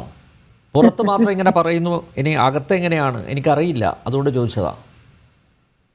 നമ്മൾ ഇന്നിപ്പോൾ ഇവിടെ സംസാരിക്കുന്നത് ഒരു നബി സുമ്മയുടെ ഒരു വിഷയത്തിൻ്റെ അടിസ്ഥാനത്തിലാണ്. ഇതിനു മുന്നേ നമ്മൾ ഓർക്കേണ്ട മറ്റൊരു ഉമ്മയുണ്ട്, അത് മാളിയേക്കൽ മറിയുമ്മയാണ്. ഈ രണ്ട് ഉമ്മമാരും നമ്മളുടെ നാട്ടിൽ പ്രതിനിധീകരിക്കുന്ന ഒരു കാര്യമുണ്ട്. അത് രണ്ട് മൈൽ സ്റ്റോൺസ് ആയിട്ടാണ് ഞാൻ അതിനെ കാണുന്നത്. മാളിയേക്കൽ മറിയുമ്മ എന്ന് പറയുന്നത് സ്ത്രീകളെ തീർത്തും അടച്ചാക്ഷേപിച്ച് അവരെ അടച്ചു പൂട്ടിയിട്ട് എന്താണോ താലിബാൻ ഇന്ന് അവിടെ അഫ്ഗാനിസ്ഥാനിൽ ചെയ്യുന്നത് അതേപോലെ ജീവിക്കുന്ന ഒരു അവസ്ഥയിലേക്ക് കൊണ്ടിട്ട് അവിടെ അവരുടെ വിദ്യാഭ്യാസം പോലും തടയുന്ന ഒരു അവസ്ഥ, അതിൻ്റെ ഒരു പ്രതീകമാണ് മാളിയേക്കൽ മറിയുമ്മ. അവർ വിദ്യാഭ്യാസിക്കാൻ വേണ്ടി പോകുമ്പോൾ അവർ വഴിയിലൊക്കെ മാറി നിന്ന് അവർ പരിഹസിക്കുകയും അവരെ തുപ്പുകയും ഒക്കെ ചെയ്ത് അവരെ പിന്തിരിപ്പിക്കുകയും അതോടൊപ്പം തന്നെ 1930-കളിൽ സ്ത്രീകൾ വിദ്യ അഭ്യസിക്കരുത് എന്ന് പറഞ്ഞ സമസ്ത, ആ സമസ്തയാണ് ഇന്നും ഇവിടെയുള്ള സമസ്ത. അപ്പോൾ അന്ന് അവർ പറഞ്ഞ അതേ സാധനമാണ്. അതൊരു മൈൽ സ്റ്റോൺ. ഇന്നിപ്പോൾ നമുക്കറിയാം, കാലം മാറിയപ്പോൾ വിദ്യ അഭ്യസിക്കാതിരുന്നാൽ ശരിയാവില്ല. അതങ്ങനെ പറഞ്ഞാൽ ഇവിടെ വലിയ പ്രശ്നങ്ങളുണ്ടാവും. പ്രത്യേകിച്ച് റൈറ്റ് ടു എഡ്യൂക്കേഷൻ എന്നൊക്കെ പറയുന്നത് ഒരു ദേശീയ നയമായി മാറുമ്പോൾ അതിൽ മദ്രസയിൽ ഈ അറബി മലയാളം പഠിച്ചുകൊണ്ടിരുന്നാൽ ശരിയാവില്ല എന്ന് മനസ്സിലാക്കിയിട്ട് ഇന്നിപ്പോൾ സമസ്ത തന്നെ ഇംഗ്ലീഷ് മീഡിയം സ്കൂൾ നടത്തുന്ന അവസ്ഥയിലേക്ക് വന്നിട്ട് തൽക്കാലത്തേക്ക് പിശാചിൻ്റെ ഭാഷയാണെന്നൊക്കെ ഉള്ളത് മാറ്റി വെച്ച് മുന്നോട്ട് പോകാമെന്ന് പറഞ്ഞപ്പോൾ ഇന്നിപ്പോൾ അവർക്ക് എടുത്തു പ്രയോഗിക്കാൻ പറ്റുന്നത് അവരുടെ 1930-കളിൽ മാളിയേക്കൽ മറിയുമ്മയുടെ മേത്തേക്ക് അവരെടുത്തു വെച്ച മതത്തിൽ നിന്നും ആ ചാക്കിൽ ഇന്ന് കൈയിട്ട് വാരി കഴിയുമ്പോൾ ഇന്ന് അവർക്ക് കിട്ടുന്നത് എന്തൊക്കെയാണ്? ടൂർ പോകാൻ പാടില്ല, സ്റ്റേജിൽ കയറാൻ പാടില്ല, ഇതുപോലുള്ള കുറച്ച് അല്ലറ ചില്ലറ തുരുമ്പെടുത്ത സാധനങ്ങൾ മാത്രമേ ഇനി ബാക്കിയുള്ളൂ. ഇതൊരു വലിയൊരു കാലഘട്ടത്തിൽ ഉണ്ടായിട്ടുള്ളൊരു മാറ്റമായിട്ട് നമുക്കിതിനെ കാണാം. ഇനി ഇത് ഞാൻ പറയുമ്പോൾ ഞാൻ ഒരു സ്പെഷ്യൽ ഡെഡിക്കേഷൻ ഞാനിവിടെ വെക്കുന്നുണ്ട്. അത് നമ്മളുടെ മുക്കാൽ മീഡിയയ്ക്കാണ്. ഈ ഒരു വാർത്ത വന്നതിന് ശേഷം മുക്കാൽ മീഡിയയുടെ പ്രതിനിധി, ആളുടെ പേര് ഞാൻ മറന്നുപോയി, എന്തായാലും ആൾ അവിടെ ഇരുന്നിട്ട് ഞാനും ഈ വീഡിയോ കണ്ടിരുന്നു, അതിലെ കമന്റ് ഞാൻ ശ്രദ്ധിച്ചു എന്നൊക്കെ പറഞ്ഞിട്ട് വലിയ ഒരു ഗീർവാണം അവിടെ പ്രകടിപ്പിക്കുന്നുണ്ടായിരുന്നു. അപ്പോൾ അതിൽ ആൾ പറയുന്നത് ഇസ്ലാമിൽ അങ്ങനെ ഉണ്ടോ, അങ്ങനെ വിധവാ വിവാഹം പ്രോത്സാഹിപ്പിച്ച മതമാണ് ഇസ്ലാം എന്നൊക്കെ പറഞ്ഞിട്ട് വെച്ച് കീച്ചുന്നുണ്ടായിരുന്നു. ഞാൻ ആളോട് ചോദിക്കുകയാണ്, മുഹമ്മദ് നബിയുടെ ഭാര്യമാർ അവർ വിധവ ആയി കഴിഞ്ഞപ്പോൾ എന്താണ് അവർക്ക് ചെയ്തത്? അവരുടെ അവകാശം എന്തായിരുന്നു? മുഹമ്മദ് നബി പറഞ്ഞ് ഏൽപ്പിച്ചിട്ടാണ് പോയത്, ഒരാളും എൻ്റെ പെണ്ണുങ്ങളെ തൊട്ടേക്കരുത്, ഒരാളും കെട്ടിയേക്കരുത് എന്ന് പറഞ്ഞ് ഏൽപ്പിച്ചിട്ടാണ് പോയത്. എന്നുവെച്ചാൽ മുഹമ്മദ് നബി, അതായത് ആഗോള ജനതയ്ക്ക് മാതൃകയാണ് എന്ന് പറയുന്ന മുഹമ്മദ് നബിയുടെ ഭാര്യമാർ അവരൊരു മൂലയ്ക്കായിരുന്നു. അങ്ങനെ അവരെ മൂലക്കിട്ടിട്ടാണ് മുഹമ്മദ് നബി ഇവിടുന്ന് പോയത്. അവരുടെ ആ പറയുന്ന ബാക്കി ഭാര്യമാർ മുഴുവൻ ജീവനോടെ ഇരിക്കുന്ന സമയത്ത് അവർ വിധവകളായിട്ട് വേറെ ആരും കല്യാണം കഴിക്കാൻ പാടില്ല എന്നുള്ള നിയമവും തലയിൽ പൊക്കി പിടിച്ചൊരു മൂലയ്ക്ക് ഇരുന്നാണ് അവർ ജീവിതം കഴിച്ചു കൂട്ടിയത്. അതിന്റെ ഇടയിൽ ആയിഷ 47 വർഷം നരകിച്ച് ജീവിച്ചു ആയിഷ. അതെ, ഞാനത് അവസാനം പറയാനിരിക്കുന്നു. അതായത് ഇവിടെ ഇരിക്കുന്ന രണ്ട് സ്ത്രീകൾ, ഇവർ പറയുന്നതിനപ്പുറത്തേക്കൊന്നും നമുക്കിതിനകത്ത് കൂടുതൽ പറയാനില്ല. സത്യം പറഞ്ഞാൽ ഇവിടെ ഇതിനോടകം ജാമിദ ടീച്ചർ പറയുന്നത് കേട്ട് കാണും. ഇനി ഞാനിതിൽ പറയുന്നത് എന്താണ്, നമ്മൾ ഇതിനകത്ത് ജീവിച്ചിരുന്ന സമയത്ത് കൊണ്ടു നടന്നിട്ടുള്ള സ്ത്രീവിരുദ്ധമായിട്ടുള്ള കാര്യങ്ങൾക്ക് 99% ആ ഒരു സ്ത്രീവിരുദ്ധമായ നിലപാടുകൾക്കുള്ള ഊർജം അല്ലെങ്കിൽ അതിൻ്റെ ആശയ അടിത്തറ കിട്ടിയിരുന്നത് ഈ ഇസ്ലാമിൽ നിന്നാണ്. അത് ഇവിടെ എന്നെക്കാൾ കൂടുതൽ ഇവിടെ പ്രകടിപ്പിക്കാൻ കഴിയുന്ന ആളുകളാണ് ഇവിടെ ഇരിക്കുന്നത്. അതുകൊണ്ടാണ് ഞാനത് അവസാനം പറയാമെന്ന് വിചാരിച്ചത്. എന്തായാലും ഇവിടെ ഞാൻ പറഞ്ഞു വന്നത്, ആയിഷ അതല്ലെങ്കിൽ മറ്റു ഭാര്യമാർ ഇവരൊക്കെ നമ്മൾ എടുത്ത് നോക്കിക്കഴിഞ്ഞാൽ മൂലയ്ക്കാണ് ഇരുന്നത്, മുഹമ്മദ് നബിയുടെ ഭാര്യമാർ പോലും. ഇനി അതിൻ്റെ ഇടയിൽ അവരുടെ ആഗ്രഹ പൂർത്തീകരണത്തിന് വേണ്ടി അവർ ചില വഴികളൊക്കെ കണ്ടുപിടിച്ചിരുന്നു. സഫ്വാനുമായിട്ടുള്ള ചില കഥകളൊക്കെ ഇവിടെ ഇറങ്ങിയിട്ടുണ്ട്. ഇതൊന്നും നടത്താതെ മാന്യമായ രീതിയിൽ അവർ സ്വന്തം മകളും അവരും ജീവിതത്തിൻ്റെ ഭാഗമായിക്കൊണ്ട് ഒരു മാന്യമായ ഒരു ആഘോഷം കണ്ടെത്തുമ്പോൾ അതിനിതേപോലെ അവഹേളിക്കുന്ന ആളുകളോട് എനിക്ക് ചോദിക്കാനുള്ളത്, ആയിഷ കാണിച്ച സഫ്വാനുമായിട്ട് ഒപ്പിച്ച പരിപാടി അല്ലല്ലോ ഇവരിവിടെ ചെയ്തത്. അവർ മാന്യമായിട്ടുള്ള രീതിയിലെ പണിയാണ് ഇവർ ചെയ്തത്. അതുപോലും മനസ്സിലാക്കാൻ ഇവർക്ക് സാധിക്കുന്നില്ല. ഇനി അതും കൂടാതെ മുലകുടി ബന്ധം എന്ന് പറഞ്ഞിട്ടൊരു സാധനം ഇവിടെ ഉണ്ട്. ഇതെന്തിനായിരുന്നു ഇവിടെ ഏറ്റവും കൂടുതൽ ആയിഷ ഉപയോഗിച്ചിരുന്നത്? അത് ഏറ്റവും കൂടുതൽ ഇവിടെ വിമർശന വിധേയമാക്കപ്പെട്ടുള്ളൊരു സംഗതിയാണ്. ഇന്നും ഇസ്ലാമിസ്റ്റുകൾക്ക് അത് വെളുപ്പിക്കാൻ സാധിച്ചിട്ടില്ല.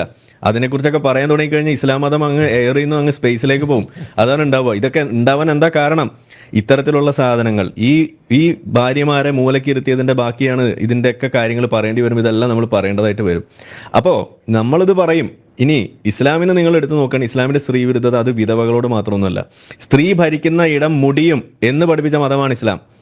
ഇതാണ് ഇസ്ലാമിന്റെ കാഴ്ചപ്പാട് എന്ന് പറയുന്നത്. സ്ത്രീകൾ ഉള്ള സ്ഥലങ്ങൾ അവർ മൂലയ്ക്ക് വീട്ടിനകത്ത് ഇരുന്നാൽ മതി, വിദ്യ അഭ്യസിക്കരുത്, അവർ തുന്നലും പഠിച്ച് വീട്ടിൽ ഇരുന്നാൽ മതി. ഇതൊക്കെയാണ് ഇസ്ലാം പഠിപ്പിച്ചു വെച്ചിരിക്കുന്നത്. അപ്പോൾ ഇത് നമ്മൾ പറയേണ്ടി വരികയാണ് ഇന്ന്. ഏതായാലും ഈ കാലത്ത് മൊത്തം നമ്മൾ എടുത്ത് നോക്കുകയാണെന്നുണ്ടെങ്കിൽ വലിയൊരു മാറ്റമുണ്ട്. അതെന്താണ്, പണ്ട് ഇങ്ങനെ എന്തെങ്കിലുമൊക്കെ ഒരു വിഷയം വരും, ഇവിടെ സൂചിപ്പിച്ചല്ലോ ഇടതുപക്ഷത്തിൻ്റെ ആരും വരില്ല അല്ലെങ്കിൽ കോൺഗ്രസിൻ്റെ ആരും വരില്ല എന്നൊക്കെ പറഞ്ഞു കൊടുത്തും അതിനു മുന്നേ നമ്മൾ നോക്കുകയാണെന്നുണ്ടെങ്കിൽ ഇങ്ങനെയുള്ള വിഷയങ്ങൾ വരുമ്പോൾ ഇതിനെക്കുറിച്ചൊരു വിമർശനമോ അല്ലെങ്കിൽ ഒരു വാർത്തയോ ആകുന്നത് ജനം ടി വിയോ അതല്ലെങ്കിൽ ഇതുപോലുള്ള സംഘി ചാനലുകൾ മാത്രമായിരുന്നു. എടുത്തു നിന്നും മാറിയിട്ട് ഇന്നിപ്പോൾ മറ്റ് ചാനലുകളിലും ഇത് വാർത്തയാകുന്നു. പ്രചോദനമായിട്ടുണ്ട്. അതാ ഞാൻ പറയുന്നത്. അതിൽ തീർച്ചയായിട്ടും ജനം ടി വിക്ക് അഭിമാനിക്കാമെന്നാണ് ഞാൻ പറയുന്നത്. മുക്കാൽ മീഡിയ ഒക്കെ കണ്ടുപഠിക്കണമെന്നാണ് ഞാൻ പറയുക. കാരണം എന്താണ്, ഇത് പൊതുവിഷയങ്ങളാണ്. ഇത് മനുഷ്യനെ, സ്ത്രീയെ ഒക്കെ ബാധിക്കുന്ന വിഷയങ്ങളാണ്. അത് നമ്മൾ പച്ചയ്ക്ക് പറയേണ്ടടുത്ത് പച്ചയ്ക്ക് പറയണം. സ്ത്രീ അല്ലേ എന്ന് വിചാരിച്ച് പറയാതിരിക്കുക, മുസ്ലിം അല്ലേ എന്ന് വിചാരിച്ച് പറയാതിരിക്കുക, അതൊന്നുമല്ല. പറയേണ്ടത് നമ്മൾ പറയുക എന്നുള്ളതാണ്. ഇവിടെ നമ്മൾ ആ ഒരു ആംഗിളിൽ നിന്ന് നോക്കുമ്പോൾ ഇന്ന് ആ ഒരു സെൻസിറ്റിവിറ്റി അവിടെ നഷ്ടപ്പെട്ടിരിക്കുന്നു. ഡീസെൻസിറ്റൈസ്ഡ് ആയിരിക്കുന്നു നമ്മളെ സമൂഹം എന്ന് നമുക്ക് വലിയൊരളവിലെങ്കിലും അത് അങ്ങനെ ആയിരിക്കുന്നു എന്ന് പറയാം. അതിന് തീർച്ചയായിട്ടും ജനം ടി വിക്ക് ഒരു വലിയ പങ്കുണ്ട് എന്നും ഞാനിവിടെ പറയണം. അതിനൊരു അഭിനന്ദനവും ഞാനിവിടെ അർഹിക്കുകയാണ്. തുടർന്നും ഇത്തരത്തിലുള്ള വിഷയങ്ങൾ, ഇനി എൻ്റെ ഒരു പേഴ്സണൽ ഒപ്പീനിയൻ, ഈ ചേലാകർമ്മം എന്ന് പറയുന്ന വിഷയത്തിലും കൂടി ജനം ടി വി കാര്യമായിട്ടൊന്ന് ഇടപെട്ട് കഴിഞ്ഞാൽ മുസ്ലിങ്ങളുടെ ഇടയിൽ വലിയ തോതിൽ അതിനൊരു അവബോധം സൃഷ്ടിക്കാൻ, പ്രത്യേകിച്ച് ഇന്നിപ്പോൾ നിങ്ങൾ കാണിക്കുന്ന ഈ ഒരു പ്രചോദനം സ്ത്രീകൾക്കുണ്ടായാൽ സ്ത്രീകളുടെ കൈകളിലൂടെ പിറന്നു വീഴുന്ന ആ ആൺകുഞ്ഞുങ്ങളുടെ ജീവൻ അത് ഇതേപോലെ അപകടത്തിലാക്കുന്ന ഈ ചേലാക്രമം എന്ന് പറയുന്ന വിഷയത്തിൽ വലിയൊരു മാറ്റം ഉണ്ടാക്കാൻ സാധിക്കും തന്നെയാണ് ഞാൻ വിചാരിക്കുന്നത്. അപ്പൊ അതുകൊണ്ടും അത് ഒന്ന് തെറിവിളികളുടെ എണ്ണം ഇനിയും തീർച്ചയായിട്ടും കൂട്ടണം. ഇത് തെറിവിളിയല്ല, ഇത് തെറിവിളിയുടെ അല്ല. ഇതൊരു സമൂഹത്തിൽ നവോത്ഥാന ശ്രമം എന്ന് പറയുന്നത് അത് ഇസ്ലാമിന് അന്യമാകാൻ പാടില്ല. മുസ്ലിം സമുദായത്തിനും അത് ലഭിക്കേണ്ടതുണ്ട്. അത് തടഞ്ഞിടുന്ന പണിയാണ് ഇവിടുത്തെ ഇടതുപക്ഷവും ഇവിടുത്തെ കോൺഗ്രസ് ഒക്കെ കാലങ്ങളായിട്ട് ചെയ്തുകൊണ്ടിരിക്കുന്നത്. അത് പറഞ്ഞ് അവർക്ക് നോവുമെന്ന് പറഞ്ഞ് പല കാര്യങ്ങളും മിണ്ടാതിരിക്കുന്നു. അത് അനുവദിക്കാൻ പാടില്ല. അങ്ങനെ പറഞ്ഞിടുന്ന ഒരു കാലഘട്ടത്തിൽ അതിന് ഘടകവിരുദ്ധമായിക്കൊണ്ട് അതിൻ്റെ കടക്കൽ തന്നെ കത്തിവെച്ചുകൊണ്ട് ഇറങ്ങി തിരിച്ച പ്രവൃത്തി, അതിലിപ്പോൾ നമ്മളൊക്കെ അതിനകത്ത് ഭാഗമായിട്ടുണ്ടെങ്കിലും അതിനുവേണ്ടി വേദി ഒരുക്കിയത് ജനം ടി വിയാണ്. അതിൽ എന്നും ഒരു നന്ദി ഞാൻ അറിയിക്കും. അതുപോലെ തന്നെ ഈ ഒരു മാറ്റത്തിന് കാതലായ ഒരു കാരണമായിട്ടുള്ള ജനം ടി വിക്ക് ആ അഭിനന്ദനം ഞാനിവിടെ അറിയിക്കുകയാണ്. എന്തായാലും ഈ വിഷയം തുടർന്ന് ചർച്ച ചെയ്യേണ്ട ഒന്നാണ്. ഡോക്ടർ ആരിഫ് ഒറ്റ കാര്യം കൂടി, ഈ ഉസ്താദ് പറഞ്ഞത് ഈ മുസ്ലിം സ്ത്രീ സമൂഹത്തിലെ എത്ര പേര് അത് ഉൾക്കൊണ്ടിട്ടുണ്ടാവും? ഇത് പറയുന്ന സമയത്ത് ഞാൻ പറയുന്നു 99% സ്ത്രീകളും ഉൾക്കൊള്ളില്ല. പക്ഷെ ഇത് ആരും പുറത്ത് പറയില്ലായിരുന്നു പ്രകാലവും. ഇന്ന് അതല്ല സ്ഥിതി. എന്തുകൊണ്ട് പ്രതികരിക്കുന്നില്ല? പ്രതികരിച്ചാൽ പലതും അവർക്ക് നഷ്ടപ്പെടും, അവരെ ഭീഷണിപ്പെടുത്തും, അവർക്ക് അവരുടെ വീട്ടിൽ ചിലപ്പോൾ നിലനിൽപ്പ് ബുദ്ധിമുട്ടിലാവും. ഇതൊക്കെ കൊണ്ടാണ് ആളുകൾ അധികാരം മിണ്ടാത്തത്. പക്ഷെ ഇനി അതല്ല സ്ഥിതി. ഈ സോഷ്യൽ മീഡിയയും അത് മാത്രമല്ല, കാരണം ഇവർ മിണ്ടാത്ത കാരണം മതം ഇവരുടെ തലച്ചോറിലേക്ക് ഇൻജെക്ട് ചെയ്തിരിക്കുന്നത് ചോദ്യം പാടില്ല, ചിന്ത പാടില്ല, എതിർ ചോദ്യങ്ങൾ, വിമർശനം പാടില്ല എന്നാണ്. നരകഭയവും അതിനകത്തൊരു ഫാക്ടറാണ്. പക്ഷെ അതിനേക്കാൾ കൂടുതൽ ഞാൻ പറയാ, ഇത് പറഞ്ഞു കഴിഞ്ഞാൽ വലിയ തോതിൽ പ്രശ്നങ്ങൾ നേരിടുന്നു എന്നത് തന്നെയാണ് സത്യത്തിൽ ഇവരെ പിന്നോട്ടടിക്കുന്നത്. പല കാരണങ്ങളുള്ളതിൽ പ്രധാനമായിട്ടുള്ള ഒരു കാരണമാണ് ഞാനത് പറയുന്നത്. കാരണം സ്ത്രീകൾ എംപവേർഡ് ആകണമെന്നുണ്ടെങ്കിൽ ഏറ്റവും പ്രധാനം അവർക്ക് സ്വയം തൊഴിലുണ്ടായി അവരൊരു ഫൈനാൻഷ്യലി ഇൻഡിപെൻഡൻ്റ് ആവുന്ന ഒരു സാഹചര്യം വേണം. അത് ഉണ്ടാവുന്നതിനനുസരിച്ച് ഈ ഉസ്താദുമാരൊക്കെ കട്ടപ്പുറത്താവും, ഒരു സംശയം വേണ്ട. ഇതൊരു തുടക്കം മാത്രമാണ്. നമ്മൾ കാണാനിരിക്കുന്നുള്ളൂ യഥാർത്ഥ പൂരം. അതാണ് എനിക്ക് പറയാനുള്ളത്. അല്ല, വേദിയിൽ ഒരു പെൺകുട്ടിയെ വിളിച്ചതിന് ശകാരിച്ച സമസ്തയുടെ നേതാവിനെ നമ്മൾ കണ്ടതല്ലേ? അതെ. ഇനി അത് ചെയ്യാൻ അവർക്ക് ധൈര്യം ഉണ്ടാവോ? പക്ഷേ ആരിഫ്, ഇതിപ്പോ വീഡിയോ പുറത്തായത് കൊണ്ടാണല്ലോ നമ്മളിതൊക്കെ അറിഞ്ഞത്. ഇല്ലാതെ എന്തൊക്കെ നടക്കുന്നുണ്ട് പുറത്ത്. അതാണ് ഞാൻ പറഞ്ഞേ, ഇന്നത്തെ കാലത്ത് വീഡിയോ പുറത്ത് വരും. ഇതാണ് ഇന്നത്തെ കാലഘട്ടം. അങ്ങനെ പുറത്ത് വരാത്ത കാലഘട്ടത്തിൽ ഇരുണ്ട യുഗത്തിൽ ജീവിക്കുന്ന, നമ്മൾ പറയാറുണ്ടല്ലോ മലേറിയ എവിടെയാണ് വളരുക? അത് കെട്ടിക്കിടക്കുന്ന വെള്ളത്തിൽ ഇരുണ്ട അറകളിൽ വളരുന്ന സാധനമാണ്. ഇന്ന് തെളിച്ചം വന്നു, ഇൻഫർമേഷൻ ടെക്നോളജി, സോഷ്യൽ മീഡിയ ഇതുപോലുള്ള സംഗതികൾ വരുമ്പോൾ ഇരുട്ടറകൾ അവിടെ വെളിച്ചപൂരിതമാകുമ്പോൾ അവിടെ ഇസ്ലാം എന്നല്ല മറ്റൊരു അത്തരത്തിലുള്ള മാരക വൈറസിന് പിന്നെ നിലനിൽക്കാൻ കഴിയില്ല. വെളിച്ചം തന്നെയാണ് ഇത്തരത്തിലുള്ള വിദ്യ, അതുപോലെ ടെക്നോളജി, ഇത് തന്നെയാണ് ഇസ്ലാമിൻ്റെ അന്ത്യം കുറിക്കുക. അതാണ് ഞാൻ എപ്പോഴും പറയാറുള്ളത്. ഇപ്പോൾ അതെ, വാർത്താ മാധ്യമങ്ങൾ വാർത്തയാക്കുന്നു, ഇനി മെയിൻ സ്ട്രീം മീഡിയ ഇത് കൂടുതൽ വാർത്തയാക്കുന്നു, അടുത്തത് സിനിമ, അതും കഴിഞ്ഞ് അങ്ങോട്ട് പോകുമ്പോൾ നമ്മളുടെ സാധാരണ TV ചാനലിൽ നടക്കുന്ന പരിപാടികളിലേക്കും കൂടി ഇതങ്ങ് വരുന്നതോടുകൂടി പിന്നെ ഇസ്ലാമും മറ്റു മതങ്ങളും ഒക്കെ ഒരേപോലെ ഇവിടെ വിമർശിക്കപ്പെടുന്ന ഒരു അവസ്ഥയിലേക്ക് വരുമ്പോൾ സ്വാഭാവികമായിട്ടും ഇതിൽ വലിയ മാറ്റം ഉണ്ടാവും. അതാണ് ഞാൻ പറയുന്നത്. ഇതൊരു ശരിയാണ് കേട്ടോ. കഴിഞ്ഞ റമളാൻ മാസത്തിൽ 6 മുസ്ലിം പെൺകുട്ടികളാണ് ബിഗ് ബോസിനകത്തുണ്ടായിരുന്നത്. അതെ. അപ്പൊ ആ ഒരു മാറ്റത്തിന് ഈ കാലഘട്ടത്തിന്റെ പെൺകുട്ടി ഇസ്ലാമിന്റെ വളരെ ചിട്ടയെ സ്പ്രേ പോലും അടിക്കൂല എന്ന് പറഞ്ഞ ബുദ്ധിയുണ്ട്. അപ്പൊ ഞാൻ പറഞ്ഞതാണ് ഈ കാലഘട്ടത്തിന്റെ സ്പെസിഫിക് ആയിട്ടുള്ള ഒരു പ്രത്യേകതയാണ് ഈ പറയുന്ന സോഷ്യൽ മീഡിയ എന്ന് പറയുന്നത്. അല്ലെങ്കിൽ ഇതുപോലുള്ള പ്രചാരം വർദ്ധിക്കും എന്നുള്ളത്. അന്ന് ആ സ്റ്റേജിൽ നിന്ന് ഇറക്കി വിടുന്ന സമയത്തും ആ ഉസ്താദ് ചോദിച്ച ചോദ്യം തന്നെയാണ്, ഇനിയിപ്പോ ഇതൊക്കെ അങ്ങോട്ട് പോകില്ലേ മേപ്പെട്ട് എന്നാണ് അന്ന് ചോദിച്ചത്. ഓർക്കുണ്ടോ അറിയില്ല. ആ പേടിയാണ്. അതായത് പടച്ചോനേക്കാൾ വലിയ പേടി സോഷ്യൽ മീഡിയനെയാണ്. മേപ്പെട്ട് അങ്ങോട്ട് പോവില്ലേ സോഷ്യൽ മീഡിയയിൽ എന്ന് ചോദിക്കുന്ന ആ ചോദ്യം പടച്ചോനേക്കാളും വലിയ പേടി ഇന്ന് ഈ സോഷ്യൽ മീഡിയനെയാണ്. അതാണ് നമ്മളിവിടെ മനസ്സിലാക്കേണ്ടത്. ഈ ഉസ്താദുമാരുടെ വീട്ടിലെ സ്ത്രീകളുടെ കാര്യം കൂടി ഒന്ന് പറഞ്ഞിട്ട് പോകും. ഉസ്താദുമാരുടെ ഞാനിപ്പോൾ അത് തുറന്നു പറയുകയാണെന്നുണ്ടെങ്കിൽ, നമ്മൾ ഈ ഘോരഘോരം പ്രസംഗിക്കുന്ന ഉസ്താദുമാരുടെ വീട്ടിലുള്ള ആളുകൾ, അവർ മിക്കവാറും ആളുകൾ മതം വിട്ട ആളുകളോ അല്ലെങ്കിൽ മതം വിട്ട് മുനാഫിക്കുകളായിട്ട് മതമില്ലാതെ ജീവിക്കുന്ന, എന്നാൽ മതമുണ്ട് എന്ന് കാണിച്ച് അഭിനയിച്ച് ജീവിക്കുന്ന ആളുകൾ എനിക്ക് നേരിട്ടറിയാം. അങ്ങനെയുള്ള ആളുകളെ ഇന്ന് ഇവിടുത്തെ ഒരു മതസംഘടന, ഞാൻ ആളുടെ പേരൊന്നും പറയുന്നില്ല, നമ്മളോട് നേരിട്ട് സംസാരിക്കുന്ന ആളാണ്. മതസംഘടനയുടെ പ്രധാനപ്പെട്ട ഒരു നേതാവ്, മുജാഹിദ് നേതാവാണ്. അത്രയും ക്ലൂ ഞാൻ തരാം. ആ മുജാഹിദ് നേതാവിന്റെ വീട്ടിൽ അവരുടെ സ്വന്തം മക്കൾ എക്സ് മുസ്ലിങ്ങളാണ്. എന്നോട് നേരിട്ട് പറഞ്ഞിട്ടുള്ളതാണ്. ഞങ്ങൾ ഇപ്പോഴും സംസാരിക്കുന്ന ആളുകളാണ്. ഇത്രയും ഞാൻ പറയാം. വേറൊരു വിഷയം കൂടെ ഞാൻ പറയാം. മുജാഹിദിന്റെ ഏറ്റവും വലിയ സംവാദകൻ എന്റെ അധ്യാപകനാ. അദ്ദേഹം പറയുന്നത് അദ്ദേഹത്തിന്റെ ഭാര്യ ജാമിദയുടെ ഫാൻസ് ആണെന്ന്. ഭാര്യയും മക്കളും. ഓക്കെ, അപ്പൊ അത്രയും ഞാൻ പറയും. ആരിഫ് ഹുസൈൻ, നിങ്ങളുടെ സംഘടന ഇങ്ങനെ വിപുലമാക്കുക അല്ലേ? തീർച്ചയായിട്ടും. സംഘടന അല്ല, അംഗബലം. ജനൻ ടിവിയോട് നന്ദി പറയണം പ്രത്യേകം കേട്ടോ. തീർച്ചയായിട്ടും പറഞ്ഞിരിക്കും. ശ്രീമതി നുസ്രത്ത് ജഹാൻ, ഉസ്താദുമാർക്ക് എന്തെങ്കിലും നേരം വിളിക്കുവോ? എവിടെ നിങ്ങളെ എന്നെയും സംഘീന്ന് വിളിക്കൂ. നമ്മളെല്ലാരും കൂടി സംഘികൾ ഇതാക്കിയിട്ട് മുസ്ലിങ്ങൾക്കെതിരെ പറയണ ആൾക്കാരാവും രാജ്യത്തെ മുസ്ലിങ്ങൾക്ക്. നമ്മൾ മുസ്ലിങ്ങൾക്കെതിരെ ഇസ്ലാമിനെതിരെ ഒന്നും ഞാനും നിങ്ങളും ഒന്നും പറഞ്ഞിട്ടില്ല. ഇതുപോലത്തുള്ള മൊല്ലാക്കന്മാർക്ക് തന്നെ നമ്മൾ പറഞ്ഞിട്ടുള്ളൂ. കാരണം സ്ത്രീകൾ ഏറ്റവും അധികം വിവേചനം അനുഭവിച്ച ചരിത്രത്തിൽ ആദ്യം തൊട്ടേ ആയിഷ ബീവി, ഖദീജ ബീവി തൊട്ട് കാലം തൊട്ട്, ഇസ്ലാം ഉണ്ടായ കാലം തൊട്ടേ അനുഭവിച്ചുകൊണ്ടിരിക്കുന്നതാണ്. ഇന്നിപ്പോ ഈ നിമിഷം വരെ, മെബിസുമ വരെ. അപ്പോ ഇതിനെ ഒരിക്കലും അവസാനിപ്പിക്കാൻ ഇവർക്ക് കഴിയില്ല. കാരണം ഇതിന്റെ രണ്ട് കാര്യങ്ങളാണ്. ഒന്ന്, ഇതന്നെ പിന്നെ സ്ത്രീകളെ ഫിനാൻഷ്യലി ഇൻഡിപെൻഡന്റ് ആക്കിയിട്ടില്ല ആദ്യം തൊട്ടേ. അതിനു വേണ്ടിയാണ് സ്ത്രീകൾക്ക് സ്വത്തവകാശം നിഷേധിക്കപ്പെട്ടത്. സ്ത്രീക്ക് സ്വത്തവകാശം, പിന്നെ എന്താണ്, വിവാഹ സ്വാതന്ത്ര്യം, പിന്നെ ഭർത്താവ് മരിച്ച വിഡോക്ക് കിട്ടേണ്ട അത് വിധവകൾക്ക് കിട്ടേണ്ട പിന്നെ പരിഗണന, ഇതൊന്നും ഇസ്ലാമിൽ തരാത്ത കാരണം എന്താണ്? അതിനെയാണ് നമ്മൾ എതിർക്കുന്നത്. പിന്നെ ഞാൻ സംഖ്യയാണെങ്കിലും ഞാൻ ഇസ്ലാമിൽ തന്നെ. അപ്പൊ അതുകൊണ്ട് ഇപ്പൊ നീ പണ്ഡിതയാണോ എന്ന് ചോദിക്കും. അപ്പൊ തട്ടത്തോണ്ട് തന്നെ നമുക്കൊന്ന് പറയാം, പണ്ഡിത തന്നെയാ. പണ്ഡിത വെച്ചാല് ആ സൂറത്ത് അൽ ബഖറയിലാണ് 234-35 ആയത്തുകൾ ഇറങ്ങിയത് വിധവകളെ പറ്റി. ഈ വിധവ 25 വർഷം മുമ്പ് നബീസുമ്മ പിന്നെ ഭർത്താവ് മരിച്ച ആള് ഓതി കുത്തിയിരിക്കണം, ദിക്റ് ചൊല്ലി കുത്തിയിരിക്കണം എന്നാണല്ലോ ഇപ്പൊ ഇയാള് പറയുക. അത് പറയണ ഇതിന്റെ ഒരു വലിയ കാര്യം, ഇതിന്റെ പിന്നില് ഈ ഖുർആനില് പറഞ്ഞ ഒരു ആയത്തിനെ വെച്ചാണ്, 2 ആയത്തുകളെ വെച്ചാണ് ഈ വിധവകളെ ഇവര് ക്രൂശിക്കപ്പെടുന്നത്. അതിലെന്താണ് പറഞ്ഞ ഉദ്ദേശിച്ചതെന്നുള്ളൂ. പിന്നെ ഒരു വിധവ ആയി കഴിഞ്ഞാല് ആ പെണ്ണ് കല്യാണം ആലോചിക്കാൻ, ആ പെണ്ണിന്റെ സെക്കൻഡ് മാരേജിനുള്ള സമയം 4 മാസവും 10 ദിവസവും യുദ്ധകാലം എന്ന് പറഞ്ഞ ഒരു വൃത്തികെട്ട ഏർപ്പാടുണ്ട്.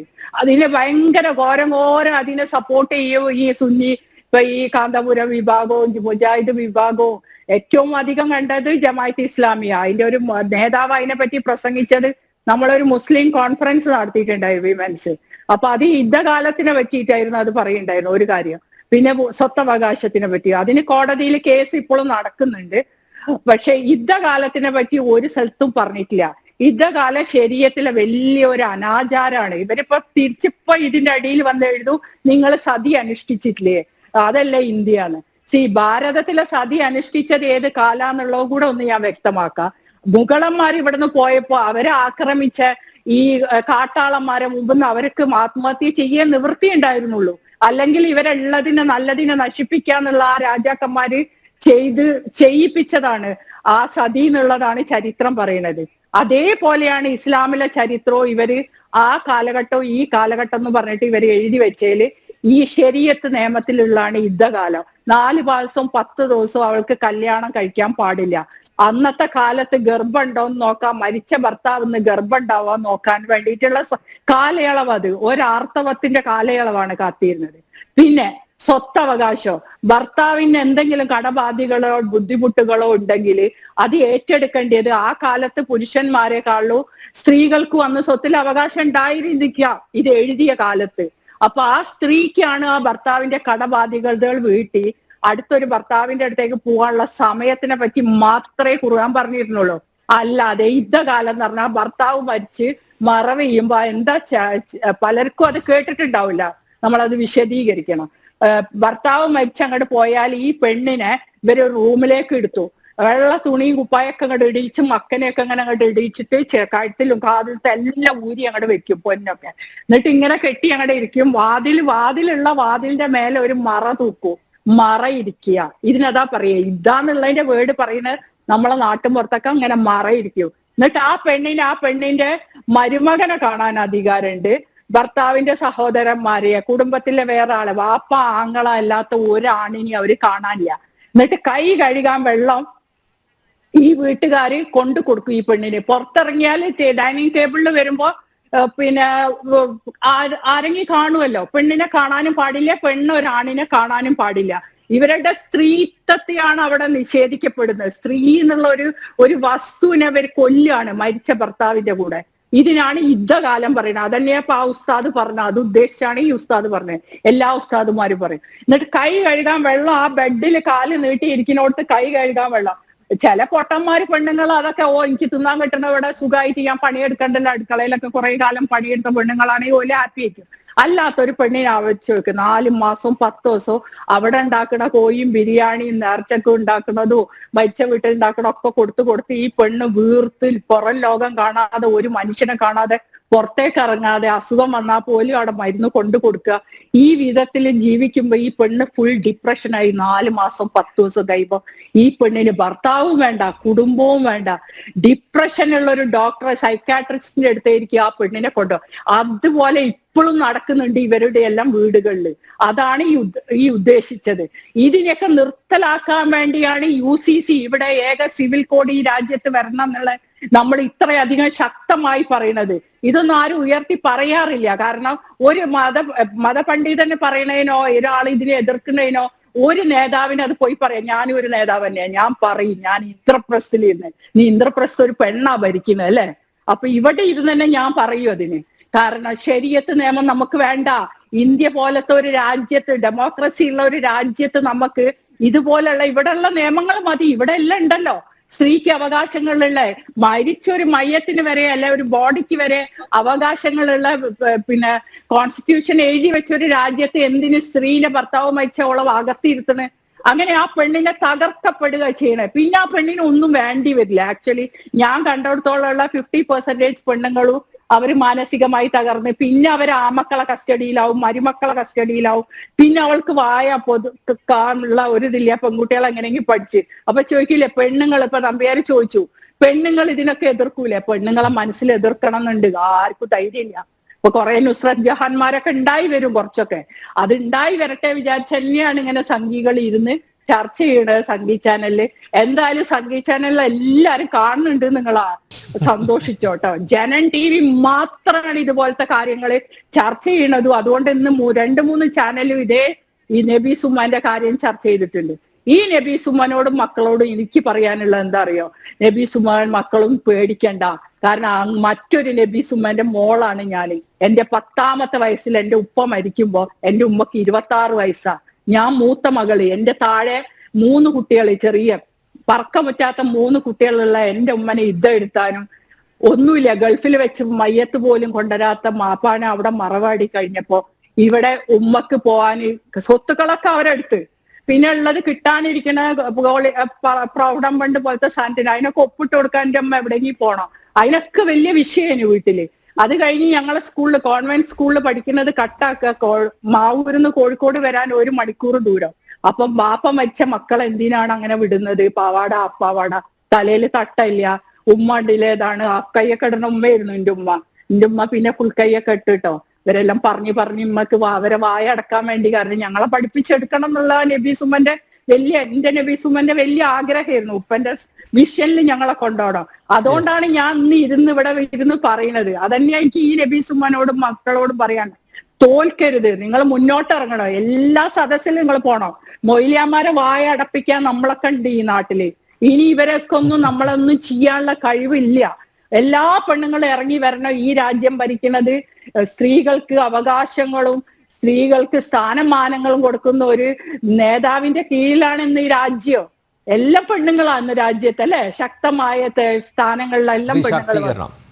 സ്ത്രീ ശാക്തീകരണത്തിന്റെ മുന്നിലായിട്ട് നമുക്ക് അഭിമാനത്തോടെ പറയാ, ഭാരതത്തിന്റെ ശക്തി എന്ന് പറയുന്നത് സ്ത്രീ, മാതാവ്, അമ്മയാണ് ശക്തി. യെസ് ടീച്ചറെ, ഈ തിരുവനന്തപുരത്തെ അറബിക് കോളേജിലെ പീഡനം, 13 വയസ്സുകാരനെ പ്രകൃതി വിരുദ്ധ പീഡനത്തിന് ഇരയാക്കി, അതിനെതിരെ ഒരു ഉസ്താദും മിണ്ടിയതായിട്ട് ഞാൻ കണ്ടിട്ടില്ല. മാത്രമല്ല, നേരത്തെ പറഞ്ഞ പോലെ ഈ മലദ്വാർ ഗോൾഡ് കടത്ത്, അതിനെതിരെ ഏതെങ്കിലും ഉസ്താദ് പ്രതികരിച്ചതായിട്ട് കണ്ടിട്ടില്ല. പക്ഷേ ഇതുപോലെ കുറേ വിടുവായന്മാർ, ആര് അടപ്പിക്കും ഇവരുടെ വായ്? മുസ്ലിം സ്ത്രീകൾ തന്നെ ഇതിന് നേതൃത്വം വഹിക്കുന്നുണ്ട് നല്ല രൂപത്തിൽ. ഇപ്പൊ ഈ വിഷയം വന്നതിന് ശേഷം തന്നെ ഒരുപാട് മുസ്ലിം പെൺകുട്ടികൾ എന്നെ തന്നെ കോണ്ടാക്ട് ചെയ്തിട്ടുണ്ട്. ടീച്ചറെ, ഞങ്ങളുടെ ശബ്ദമാണ്, ശക്തമായിട്ട് നിങ്ങൾ പറയണം. ഇവർക്കൊക്കെ കുറച്ച് വിദ്യാഭ്യാസവും ഫിനാൻഷ്യലി ഫ്രീഡവും കിട്ടിയാൽ ഇവരത് പറയും. ഇപ്പൊ ഇന്ത്യൻ പാർലമെന്റിൽ ഒരു MP, എന്താണ്, ഒവൈസി, അദ്ദേഹം നടത്തിയ ഒരു പ്രഭാഷണം നമ്മൾ കേട്ടതാണ്. തലയിൽ തട്ടമിട്ട ഒരു പെണ്ണ് ഇന്ത്യ ഭരിക്കുന്ന ഒരു ദിവസമാണ് ഞാൻ സ്വപ്നം കാണുന്നതെന്ന്.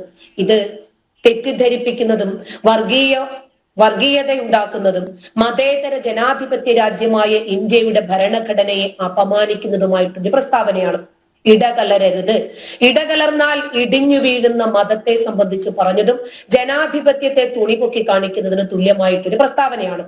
അതായത് ഹിജാബ് ധരിച്ച ഒരു സ്ത്രീക്ക് ഇന്ത്യയുടെ പ്രധാനമന്ത്രിയാകാം, തടസ്സമില്ല. തലയിൽ തട്ടമിട്ട പ്രതിഭാ പാട്ടീൽ ഇവിടെ പ്രസിഡന്റ് ആയിരുന്നിട്ടുണ്ട്. ടർബൻ ചുറ്റിയ മൻമോഹൻ സിംഗ് ഭരിച്ചിട്ടുണ്ട് നമ്മളെ.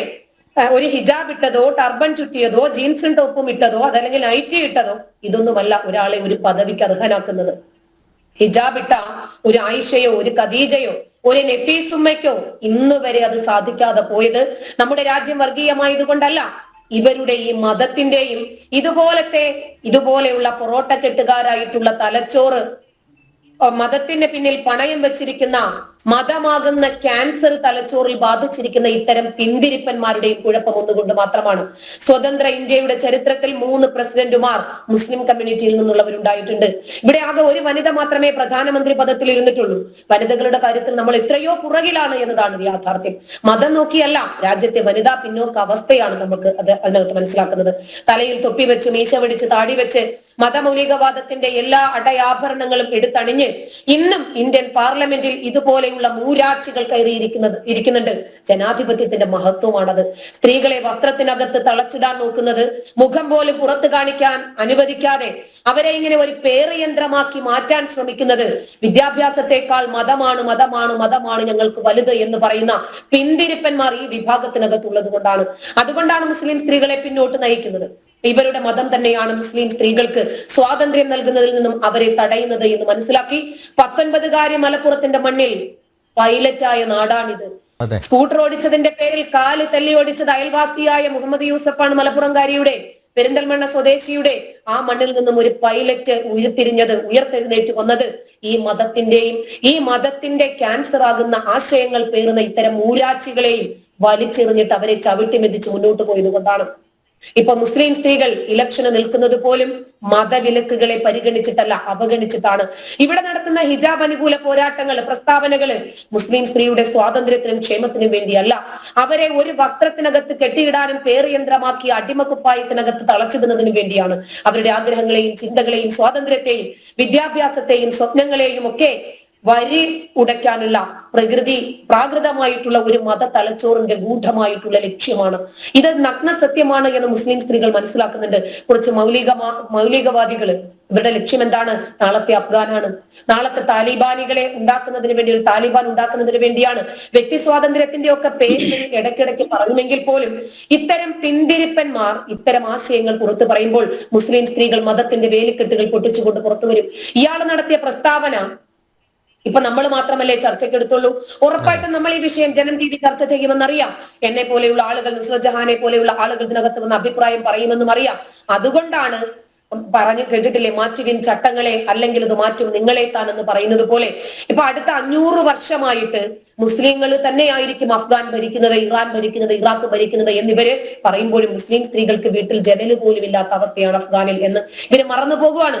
അടുത്ത ഇലക്ഷൻ ആരാണ് അധികാരത്തിൽ വരുന്നത് എന്ന് തീരുമാനിക്കേണ്ടത് ജനങ്ങളാണ്. പക്ഷെ ഉവൈസിയെ പോലെയുള്ള ആളുകളെ ആരാണ് തെരഞ്ഞെടുക്കുന്നത് എന്നത് ഇനിയും നമ്മൾ ചിന്തിക്കേണ്ടത് വസ്തുതയാണ്. ഇവര് മുസ്ലിങ്ങളെ സുഖിപ്പിക്കുവാണെന്ന് വിചാരിക്കും നമ്മൾ. ഉസ്താദ് പറഞ്ഞത് ഇസ്ലാം മത നിയമമാണെന്ന്. എത്ര ആളുകൾ ഇയാള് പറഞ്ഞതുപോലെ മുസ്ലിം സ്ത്രീകളെ തളച്ചിടാൻ ശ്രമിക്കും. ഞാൻ 13 മക്കളിൽ ഒരാളാ. എനിക്ക് 13 വയസ്സുള്ളപ്പോൾ മരിച്ചതാണ് എന്റെ വാപ്പച്ചി. എന്റെ ഉമ്മ പാറമടയിൽ നെറ്റിലടിക്കാൻ പോയി വരെയാണ് ഞങ്ങളെ വളർത്തിയിട്ടുള്ളത്. ഒരു ഉമ്മ എത്ര കഷ്ടപ്പെട്ടിട്ടാണ് മക്കളെ വളർത്തുന്നത് എന്നറിയാം. ഞങ്ങൾ അന്നും ഏറ്റവും കൂടുതൽ ആഗ്രഹിച്ചത് വയറു നിറയെ ഒരു നേരം ചോറ് തിന്നാനായിരുന്നു. കാരണം മരിച്ചിനിയും ചക്കയും ഒക്കെ ഉണ്ടാകും. അപ്പൊ നമ്മൾ പട്ടിണി കിടക്കുമ്പോൾ നമ്മൾ പട്ടിണിയാണോ കിടക്കുന്നത് എന്ന് ചോദിക്കാൻ, നമ്മൾ ഭക്ഷണം കഴിച്ചോ, മക്കൾക്ക് വിദ്യാഭ്യാസം കൊടുക്കുന്നുണ്ടോ, നിങ്ങൾക്ക് ഉറങ്ങാൻ നമ്മുടെ വീട്ടിൽ നിന്ന് മുകളിലോട്ട് നോക്കിയാൽ ആകാശം മുഴുവനും കാണാം, ഓലമേഞ്ഞ വീട് ഈർക്കിന് മാത്രമേ കാണൂ. ആ സാഹചര്യത്തിൽ ജീവിക്കുമ്പോൾ നമ്മൾ തിന്നോ കുടിച്ചോ ഉടുത്തോ പഠിച്ചോ എന്നൊന്നും ചോദിക്കാൻ ആരും ഉണ്ടാകത്തില്ല. കരക്കെടുക്കാനാകുമ്പോൾ ഒരുപാട് കരങ്ങൾ നീണ്ടുവരും. ഇത്തരം പ്രസ്താവനകളിലൂടെ ഇവിടെ ഉണർത്താൻ ശ്രമിക്കുന്നത് കേരളക്കരയിലെ മുസ്ലിം സ്ത്രീകളെയാണ്. അതുകൊണ്ട് ടർബൻ ധരിച്ചാലും ഹിജാബ് ധരിച്ചാലും ആർക്ക് പ്രധാനമന്ത്രിയാകാനും അവകാശമുള്ള ഒരു രാജ്യത്ത് ഹിജാബ് ഇട്ട ആള് നാളെ പ്രധാനമന്ത്രിയാകുമെന്ന് പറഞ്ഞാൽ അത് ജനാധിപത്യത്തിന്റെ മാധുര്യമാണ്. സംഘപരിവാറും BJPയും ഒക്കെ ഭരിക്കുന്ന ഈ ഭാരതത്തിൽ തീർച്ചയായിട്ടും ഒവൈസിയെ പോലെയുള്ള ആളുകൾക്ക് അത് പറയാൻ പറ്റും. നിഷ്പക്ഷമായ അഭിപ്രായങ്ങൾ, നിഷ്പക്ഷത കാപട്യമാണെന്ന് വിശ്വസിക്കുന്ന ആളാണ് ഞാൻ. നിഷ്പക്ഷമായ അഭിപ്രായങ്ങൾ പറയുന്ന ചില കപട മതേതരന്മാരുണ്ട്. എതിർഭാഗത്ത് ഇതുപോലെയുള്ള വേട്ടാവളിയന്മാരാണ് വരുന്നതെങ്കിൽ ഇവർ നിശബ്ദമായിട്ട് അവരെ പിന്തുണയ്ക്കുന്നത് നമുക്ക് കാണാം. കാരണം അവർക്ക് 4 വോട്ടിന് വേണ്ടിയിട്ട് അവരെ പ്രീണിപ്പിച്ചേ മതിയാകും. ഇവര് 500-600 വർഷം ഇന്ത്യ ഭരിച്ച ഒരു സമൂഹത്തിനെ, ഒരു സ്ത്രീയെ അവർക്കിടയിൽ നിന്ന് ഉയർത്തിക്കൊണ്ടുവരാൻ സാധിക്കാത്തത് ഇവിടത്തെ ഭൂരിപക്ഷ വർഗീയത കൊണ്ടല്ല, ഇവരുടെ മതത്തിന്റെ ഇതുപോലെയുള്ള പിന്തിരിപ്പൻ ചിന്താഗതിക്കാര് കാരണമാണ് എന്ന് വിശ്വസിക്കാനാണ് ഞാൻ താല്പര്യപ്പെടുന്നത്. Okay Shri R V Babu, തീർച്ചയായും ഇത് മതഭ്രാന്താണ്. മതഭ്രാന്ത് പുലമ്പുന്നതാണ് നമ്മൾ കണ്ടത് ഉസ്താദിൻ്റെ വാക്കുകളിലൂടെ. ഇത് ആൺമേൽക്കോയ്മയുടെ, പുരുഷ മേധാവിത്വത്തിൻ്റെ ഒരു പ്രതിഫലനം കൂടിയല്ലേ?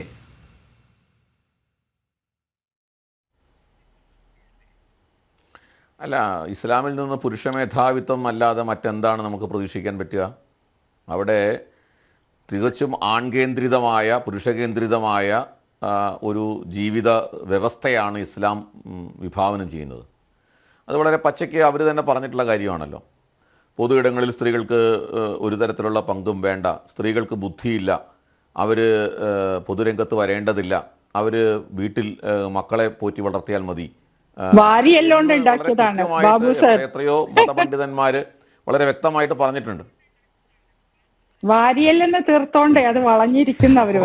ഞാൻ അതിലേക്ക് കടക്കാത്തത് അതെ അതെ അതെ അതെ അതെ അതിന് ഞാൻ അതിലേക്ക് കടക്കാത്തത്, ഞാൻ മറ്റൊരു മതവിഭാഗത്തിൻ്റെ അല്ലെങ്കിൽ ഒരു ഹിന്ദു സംഘടനയുടെ വക്താവായിട്ടിരിക്കുമ്പോൾ മറ്റൊരു മതത്തിനകത്ത് കടന്ന് ഞാൻ വളരെയധികം വിമർശിക്കുന്നത് ഒരു മര്യാദകേടാണ് എന്നുള്ളതിൻ്റെ പശ്ചാത്തലത്തിലാണ് ഞാനതിലേക്ക് കടക്കാതെ വളരെ ബോധപൂർവം മാറി നിൽക്കുന്നത്. എൻ്റെ പോയിന്റ് ഞാനിവിടെ ശ്രീ അനിൽ നമ്പ്യാരോട് തുടക്കത്തിൽ പറഞ്ഞ പോലെ, ഇവിടെ അനിൽ നമ്പ്യാർ പറഞ്ഞു ഇത്തരം വിഷയങ്ങളിൽ ചർച്ചയ്ക്ക് ഇടതുപക്ഷത്തെയോ കോൺഗ്രസിനെയോ വിളിക്കരുത് എന്ന് അവർ പറഞ്ഞിട്ടുണ്ട് എന്ന്.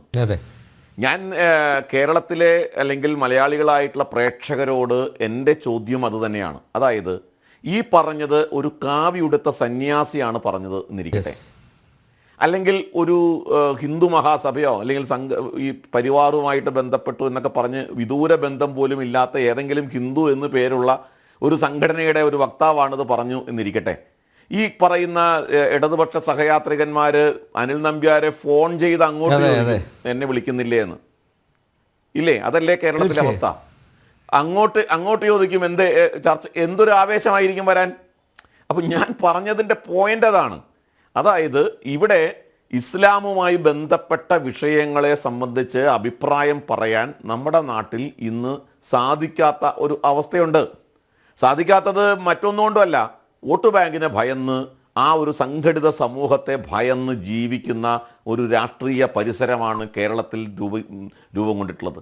അതുകൊണ്ട് ഇപ്പോൾ നോക്കൂ, 19-ാം നൂറ്റാണ്ടിൽ 18-ാം നൂറ്റാണ്ടിൻ്റെ ഉത്തരാർദ്ധത്തിലും 19-ാം നൂറ്റാണ്ടിലും ഒക്കെ എന്തെല്ലാം അനീതികൾക്കെതിരായിട്ടാണോ നാം പോരാടിയത്, നമ്മുടെ പൂർവികർ പോരാടിയത്. ആ അനീതികൾ പുനഃസ്ഥാപിക്കാൻ വേണ്ടി ഇന്ന് പരസ്യമായി രംഗത്ത് വരുന്ന ആളുകൾക്കെതിരെ കമാന്നൊരക്ഷരം മിണ്ടാൻ നമ്മുടെ നാട്ടിലെ സാംസ്കാരിക നായകരില്ല, സാഹിത്യകാരന്മാരില്ല. നമ്മുടെ നാട്ടിലെ ഈ പറയുന്ന ഇപ്പോൾ ചില മാധ്യമങ്ങൾ ചർച്ച ചെയ്തു എന്ന് പറഞ്ഞു, അത് ഈ പറഞ്ഞ പോലെ ജനം TV അടക്കമുള്ള മാധ്യമങ്ങളും സമൂഹ മാധ്യമങ്ങളും എന്തൊക്കെ ഇനിയിപ്പോൾ ഒളിച്ചു വെക്കാൻ ശ്രമിച്ചാലും അതൊക്കെ പുറത്തു കൊണ്ടുവരും എന്നുള്ളത് അറിയാവുന്നത് കൊണ്ട്, അവരുടെ മുഖം മൂടി അഴിഞ്ഞു വീഴും എന്നറിയാവുന്നത് കൊണ്ട് ചില മാധ്യമങ്ങൾക്ക് ഇത് വാർത്തയാക്കാതിരിക്കാൻ നിവൃത്തിയില്ല. പക്ഷേ വസ്തുത എന്താണ്? അങ്ങനെ ആ ചർച്ച ചെയ്യുമ്പോൾ പോലും ആ സമുദായത്തിനെ പരിക്കേൽപ്പിക്കാതിരിക്കാൻ, സമുദായത്തിനെ പരിക്കേൽപ്പിക്കണമെന്നൊന്നും ഞാൻ പറയില്ല, പക്ഷെ ആ മതനേതൃത്വത്തെ പരിക്കേൽപ്പിക്കാതിരിക്കാൻ, ആ മത ആശയങ്ങളെ പരിക്കേൽപ്പിക്കാതിരിക്കാൻ, ഇപ്പൊ സനാതനധർമ്മത്തെ എതിർക്കുമ്പോൾ അല്ലെങ്കിൽ അതിനെക്കുറിച്ച് പറയുമ്പോൾ കാണിക്കുന്ന ആവേശം ഈ മാധ്യമ അവതാരകന്മാരൊന്നും ഇസ്ലാമിനെ കുറിച്ച് പറയുമ്പോൾ കാണിക്കുന്നത് നമ്മൾ കണ്ടിട്ടില്ലെന്ന് മാത്രമല്ല, അത് പറയാൻ തുടങ്ങുമ്പോഴേ നമുക്ക് വിലക്ക് വീഴും, നമ്മൾ തടയും. കാരണം അത് മതസൗഹാർദ്ദത്തിന് വിലക്കാണ്, അല്ലെങ്കിൽ ഇസ്ലാമോ ഫോബിയാണ് എന്നൊക്കെയാണ്. വളരെ വ്യക്തമായിട്ട് നമ്മൾ മനസ്സിലാക്കേണ്ടിയിരിക്കുന്നു, കേരളത്തിൽ ഈ ഒരു മാറ്റം അപകടകരമാണ്. ഇപ്പോൾ ഇവിടെ നേരത്തെ ആരിഫ് ഹുസൈനൊക്കെ പറഞ്ഞു, വലിയൊരു തീർച്ചയായിട്ടും മാറ്റമുണ്ട്.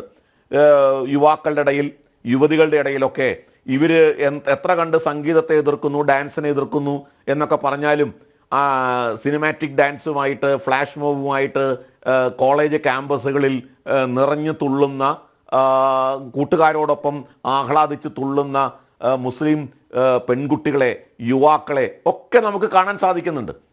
പക്ഷെ അപ്പോൾ പോലും നമ്മൾ മനസ്സിലാക്കേണ്ടത്, ആ സമൂഹത്തിൽ അങ്ങനെ ഒരു ഭാഗം ആളുകൾ ഉള്ളപ്പോൾ പോലും ഇതിനെയൊക്കെ വീണ്ടും റാഡിക്കലൈസ് ചെയ്യുന്ന തരത്തിലുള്ള മദ്രസ വിദ്യാഭ്യാസം, ആ മദ്രസ വിദ്യാഭ്യാസം അഭംഗുരം കേരളത്തിൽ നടന്നുകൊണ്ടിരിക്കുക. എന്തുകൊണ്ടാണ്? കേരളത്തിലെ പോലുള്ള ഒരു ഇസ്ലാമിക അന്തരീക്ഷം, കേരളത്തിൻ്റെ 6 ഇരട്ടി മുസ്ലിങ്ങളുണ്ട് യഥാർത്ഥത്തിൽ ഉത്തർപ്രദേശിൽ. ഉത്തർപ്രദേശിലെ മുസ്ലിങ്ങൾക്കിടയിൽ പോലും ഇല്ലാത്ത ഈ ഒരു മത ചിന്ത, വികാരം, ഈ പറയുന്ന ഒരു റാഡിക്കലൈസേഷൻ എന്തുകൊണ്ടാണ് കേരളത്തിൽ സംഭവിക്കുന്നത്? അപ്പോൾ കേരളത്തിലെ ഈ തരത്തിലുള്ള പ്രവർത്തിക്കുന്ന മദ്രസകൾ, ആ മദ്രസകളെ കൃത്യമായിട്ട് മോണിറ്റർ ചെയ്ത് അവിടെ പുതിയ യുഗത്തിന്, പുതിയ കാലത്തിനനുസൃതമായ വിദ്യാഭ്യാസം അതിലൂടെ നൽകാൻ കഴിഞ്ഞില്ലെങ്കിൽ അത് ഒരു വലിയ തലമുറയോട് അല്ലെങ്കിൽ ആ തലമുറയെ വഴിതെറ്റിക്കുന്നതിന് തുല്യമായിരിക്കും. ഉസ്താദുമാർക്ക് വിളഞ്ഞ് പൂണ്ടാടാൻ, നിറഞ്ഞു പൂണ്ടാടാൻ അവർക്ക് സാധിക്കുന്നത് ഈ മദ്രസകളുള്ളതുകൊണ്ടാണ്. അതുകൊണ്ട് ആ മദ്രസകളെ കൂടി നമ്മുടെ ഈ ഒരു നിരീക്ഷണത്തിനുള്ളിൽ കൊണ്ടുവരികയും വ്യക്തമായിട്ട് അവിടെയൊക്കെ കടിഞ്ഞാനിടുകയും ചെയ്താൽ മാത്രമേ കേരളത്തിൻ്റെ പുരോഗമന, അല്ലെങ്കിൽ ഈ പറയുന്ന നമ്മളൊക്കെ അഭിമാനിക്കുന്ന എന്തെല്ലാം ആശയങ്ങളാണോ ആ ആശയങ്ങളുടെ മുന്നോട്ട് കൊണ്ടുപോകാൻ നമുക്ക് സാധിക്കൂ എന്നുള്ളതാണ് ഞാൻ വിചാരിക്കുന്നത്. സിയാനുൽ നമ്പ്യാർ. ഓക്കെ മിസ്റ്റർ ജഹാൻ, നമുക്ക് അവസാനിപ്പിക്കാം. ഇതിങ്ങനെയൊക്കെ മുന്നോട്ട് പോവല്ലേ? അല്ല, ഞാൻ പറഞ്ഞപ്പോ ബാബു സാർ പറഞ്ഞല്ലോ, പിന്നെ എന്താണ്, ഹിന്ദു ആയോണ്ട് ഞാൻ പറയില്ല. പക്ഷെ അങ്ങനെ പറഞ്ഞിട്ട് നിങ്ങൾ ആരും മാറരുത്. കാരണം ഇത്രയും വലിയ ഭരണാധികാരികളും ഒക്കെ ഉള്ള ഈ നാട്ടില് ഇതിൽ മുസ്ലിം സ്ത്രീകൾ അനുഭവിക്കുന്ന വിവേചനം എത്ര സ്ട്രോങ് ആണ് ഈ കാലഘട്ടത്തിൽ 21-ാം നൂറ്റാണ്ടിലും എന്നുള്ളത് പിന്നെ നിങ്ങളൊക്കെ മനസ്സിലാക്കണം. നിങ്ങളൊക്കെ ഇതിനു വേണ്ടിയിട്ട് പ്രവർത്തിക്കണം. കാരണം നാളെ ഒരു ഉസ്താദ് എന്താ പറഞ്ഞേ, തട്ടയിടാത്ത പെണ്ണുങ്ങളെല്ലാം പിന്നെ അഴിഞ്ഞാട്ടക്കാരികളാണ്. തട്ടയിടാത്ത ഞാൻ മാത്രല്ല, ഹിന്ദു പെണ്ണുങ്ങളും തട്ടയിടില്ല. അപ്പൊ ഹിന്ദുക്കളെയും കൂടെ കൂട്ടിയാണ്. അപ്പൊ Hindu should wake up of the country. അതാണ് എനിക്ക് പറയാനുള്ളത്. കാരണം ഹിന്ദു പറഞ്ഞാൽ ഇന്ത്യൻ, ഭാരതത്തിലെ ഓരോ മനുഷ്യനും ഉയർത്തെഴുന്നേൽക്കേണ്ട കാലമായി. കാരണം എല്ലാം കൊണ്ട് നമ്മൾ ഈ ധർമ്മത്തിനെ, സനാതന ധർമ്മത്തിനെ ഉയർത്തിപ്പിടിച്ച് കാണുന്ന കാലഘട്ടത്തില് ഇവിടെയുള്ള മൈനോറിറ്റി ആണെങ്കിലും ഇത്ര സ്ത്രീകൾക്ക് വിവേചനം അനുഭവിക്കുമ്പോൾ, കേരളത്തിന് ഇതിന്റെ ക്യാൻസർ പിടികൂടിയിരിക്കുമ്പോ കേരളത്തിലെ ഖിലാഫത്ത് മൂവ്മെന്റ് എവിടെയാ നടന്നേ? എവിടെയോ സ്റ്റാർട്ട് ചെയ്തത് ഇന്ത്യയിൽ എവിടെയല്ല ഉണ്ടായത്. 1921 എവിടെ സ്റ്റാർട്ട് ചെയ്തു? നമ്മള് മലബാറിലല്ലേ? ചരിത്രമൊക്കെ പറയാൻ പോയാൽ ഒരുപാട് പറയാനുണ്ട്. അപ്പൊ നമ്മൾ ആരും ഇത് നമ്മളുടെ നേരെയല്ല ഇവരുടെ ആണെന്നുള്ള ഒരിക്കലും ആലോചിക്കരുത്. ഇന്ന് മുസ്ലിം പെണ്ണുങ്ങളോട് പറയും, നാളെ എല്ലാ പെണ്ണുങ്ങളോടും അവര് പറയും. അവർക്ക് അതേ അറിയുള്ളൂ. എങ്ങനെ പെണ്ണിനെ അടിച്ചമർത്താ, പെണ്ണ് എങ്ങനെ കൃഷിയിടാവുന്നുള്ളത് മാത്രമേ പഠിച്ചിട്ടുള്ളൂ. അവര് എഴുതി വെച്ച ചരിത്രം ഇത് ഇതേപോലെയാണ്. സ്വാതന്ത്ര്യത്തിന് ശേഷം നെഹ്റുവും കൂട്ടരും പിന്നെ സ്വാതന്ത്ര്യ കഥകൾ എഴുതിയതും ഇസ്ലാമിൽ 354 വർഷങ്ങൾക്ക് ശേഷം ഇവരെല്ലാരും കൂടി ഇരുന്നിട്ട് ഇവരുണ്ടാക്കിയ ഒരു ഇസ്ലാമുണ്ട്. അതാണ് ശരീഅത്ത്. ആ ശരീഅത്തും ഇതും ഒരേപോലെയാണ്. അവർക്ക് ആവശ്യമുള്ള പോലെ ചരിത്രം വളച്ചൊടിച്ച് എഴുതി എങ്ങനെയെങ്കിലും അടിച്ചമർത്തുക. അപ്പൊ ദേക്കപ്പ് ദ ഇന്ത്യൻ നാഷണലിസ്റ്റ് തന്നെ പറയണം നമ്മള്. അതാണ് ഹിന്ദു. ഇവിടുത്തെ മെജോറിറ്റി ഉള്ള ഞങ്ങളെ സപ്പോർട്ട് ചെയ്യാൻ നിങ്ങളല്ലേ. അപ്പൊ നാളെ നിങ്ങളെ സ്ത്രീകളിലേക്കും ഇവരിത് അസുഖം ഒന്നും ചെയ്യാൻ പറ്റില്ല. ഇവർ കൂടി പിന്നെ എന്തുകൊണ്ട് ഇത് കേരളത്തിൽ മാത്രം ആവണമെന്നുള്ള ഇവിടൊക്കെ ഉള്ള ആൾക്കാരൊരു ചോദ്യമുണ്ട്. അതാണ് നമ്മൾ കണ്ടുപിടിക്കേണ്ട ഒരു കാര്യം. കാരണം ഇത് ഇവരുടെ ഈ ഒരു പർദ്ദ വന്ന ഈ ഒരു 25 വർഷത്തിന്റെ ഇതിലായിട്ടാണ് ഈ പർദ്ദ വന്നിരിക്കുന്ന എല്ലാ കാര്യങ്ങളും. എന്ത് പറഞ്ഞാലും ഹിന്ദുവിന് പോലും ഹിന്ദു ആണെന്നോ കയ്യിലൊരു ചരടിടാനോ പൊട്ടിടാനോ പേടിയുള്ള ഒരു കേരളം എങ്ങനെ ഉണ്ടായി എന്നുള്ളത് വളരെ നമ്മൾ ആലോചിക്കേണ്ടതാണ്. ഈ ഇൻഫ്ലുവൻസ് എത്രമാത്രം കേരളത്തിനെ ബാധിച്ചിരിക്കുന്നു. അത് അവിടുന്ന് ഇപ്പൊ ഇവിടുത്തെ പിന്നെ 370 ആർട്ടിക്കിള് തല്ലി പൊളിച്ചപ്പം മോദിനെയും അമിത്ഷാനെയും പറഞ്ഞത് നമുക്കറിയാം. പക്ഷെ ഇന്ന് അവരൊക്കെ എവിടെ? അവരൊക്കെ പോയിട്ടാണ് ഈ കാശ്മീരിലും ഒക്കെ പോണത്. ഇവിടെ അതേപോലെ കേരളത്തിലേക്ക് അത് പറിച്ചു നട്ടിട്ടില്ലേ ആ തീവ്രവാദ സങ്കല്പങ്ങളും ഈ പിന്നെ തീവ്ര ഇസ്ലാമിസ്റ്റുകളും ഇത് പറഞ്ഞുകൊണ്ടിരിക്കും. മുസ്ലിം ലീഗോ കോൺഗ്രസോ കമ്മ്യൂണിസ്റ്റോ ഒന്നിനും ഉണ്ടില്ല. കാരണം അവിടെ മെജോറിറ്റിയുള്ള മുസ്ലിം വോട്ടുകളാ. പെണ്ണുങ്ങൾ അവര് ശബ്ദം ഉയർത്താൻ സമ്മതിക്കില്ല. അപ്പൊ ഈ രാജ്യം ഉണരണം. ഈ രാജ്യത്തെ ഭരണാധികാരികളും കോടതികളും സ്ത്രീക്ക് വേണ്ടി ഇടപെടണം. ഇതുപോലെ ഇനി ഒരു നബീസുമ്മമാരും സ്റ്റേജിൽ കയറാൻ പറ്റാത്ത പെൺകുട്ടികളൊന്നും ഡെമോക്രാറ്റിക് ഈ രാജ്യത്ത് ഉണ്ടായിക്കൂടാന്ന് നമ്മൾ ഉറക്കെ പറയാം. നമ്മൾ സംഗീത ചാനലുകളിൽ ഇരുന്ന് തന്നെ പറയാം, അല്ലേ? യെസ് കുറച്ച് പേരിലെങ്കിലും ഒരു മാറ്റം ഉണ്ടാക്കാൻ സാധിച്ചാൽ മതി. എന്തായാലും നേരത്തെ ശ്രീ ആർ വി ബാബു പറഞ്ഞതുപോലെ ഉസ്താദിൻ്റെ സ്ത്രീവിരുദ്ധ പരാമർശത്തിൽ എത്ര സാംസ്കാരിക നായകർ പ്രതിഷേധിച്ചു. താഴേക്ക് 40 വട്ടം നവോത്ഥാനം ഉദ്ഘോഷിക്കുന്നവരെ കാണുന്നേയില്ല, ഈ പരിസരത്ത് പോലുമില്ല. എന്തായാലും 25 വർഷം മുമ്പ് ഭർത്താവ് മരിച്ച നഫീസുമ വീടിൻ്റെ മൂലയിൽ ദിക്ക ചൊല്ലി മിണ്ടാതിരുന്നുവെങ്കിൽ ആ മക്കളെ വളർത്താൻ ഈ പറയുന്ന ഏതെങ്കിലും ഉസ്താദ് മുമ്പോട്ട് വരുമായിരുന്നു? അവരുടെയൊക്കെ അച്ചി വീട്ടിൽ നിന്നുള്ള മുതലെടുത്ത് ആ മക്കളെ കെട്ടിച്ചു വിടുമായിരുന്നു? ഇല്ല. പകരം അവർ കഷ്ടപ്പെട്ട മക്കളെ വളർത്തി വലുതാക്കി അവരുടേതായ ഒരു ജീവിതം സമ്മാനിച്ചു. ശേഷം അവർ അവരുടേതായ സന്തോഷം കണ്ടെത്തുന്നു. അതവരുടെ സ്വകാര്യത. ആ സ്വകാര്യതയിൽ നഫീസുമമാർ അഭിരമിക്കട്ടെ. ജനൻ ഡിബേറ്റ് ഇവിടെ പൂർണ്ണമാകുന്നു. ചർച്ചയിൽ പങ്കെടുത്ത എല്ലാ അതിഥികൾക്കും നന്ദി. ഒപ്പം പ്രേക്ഷകർക്കും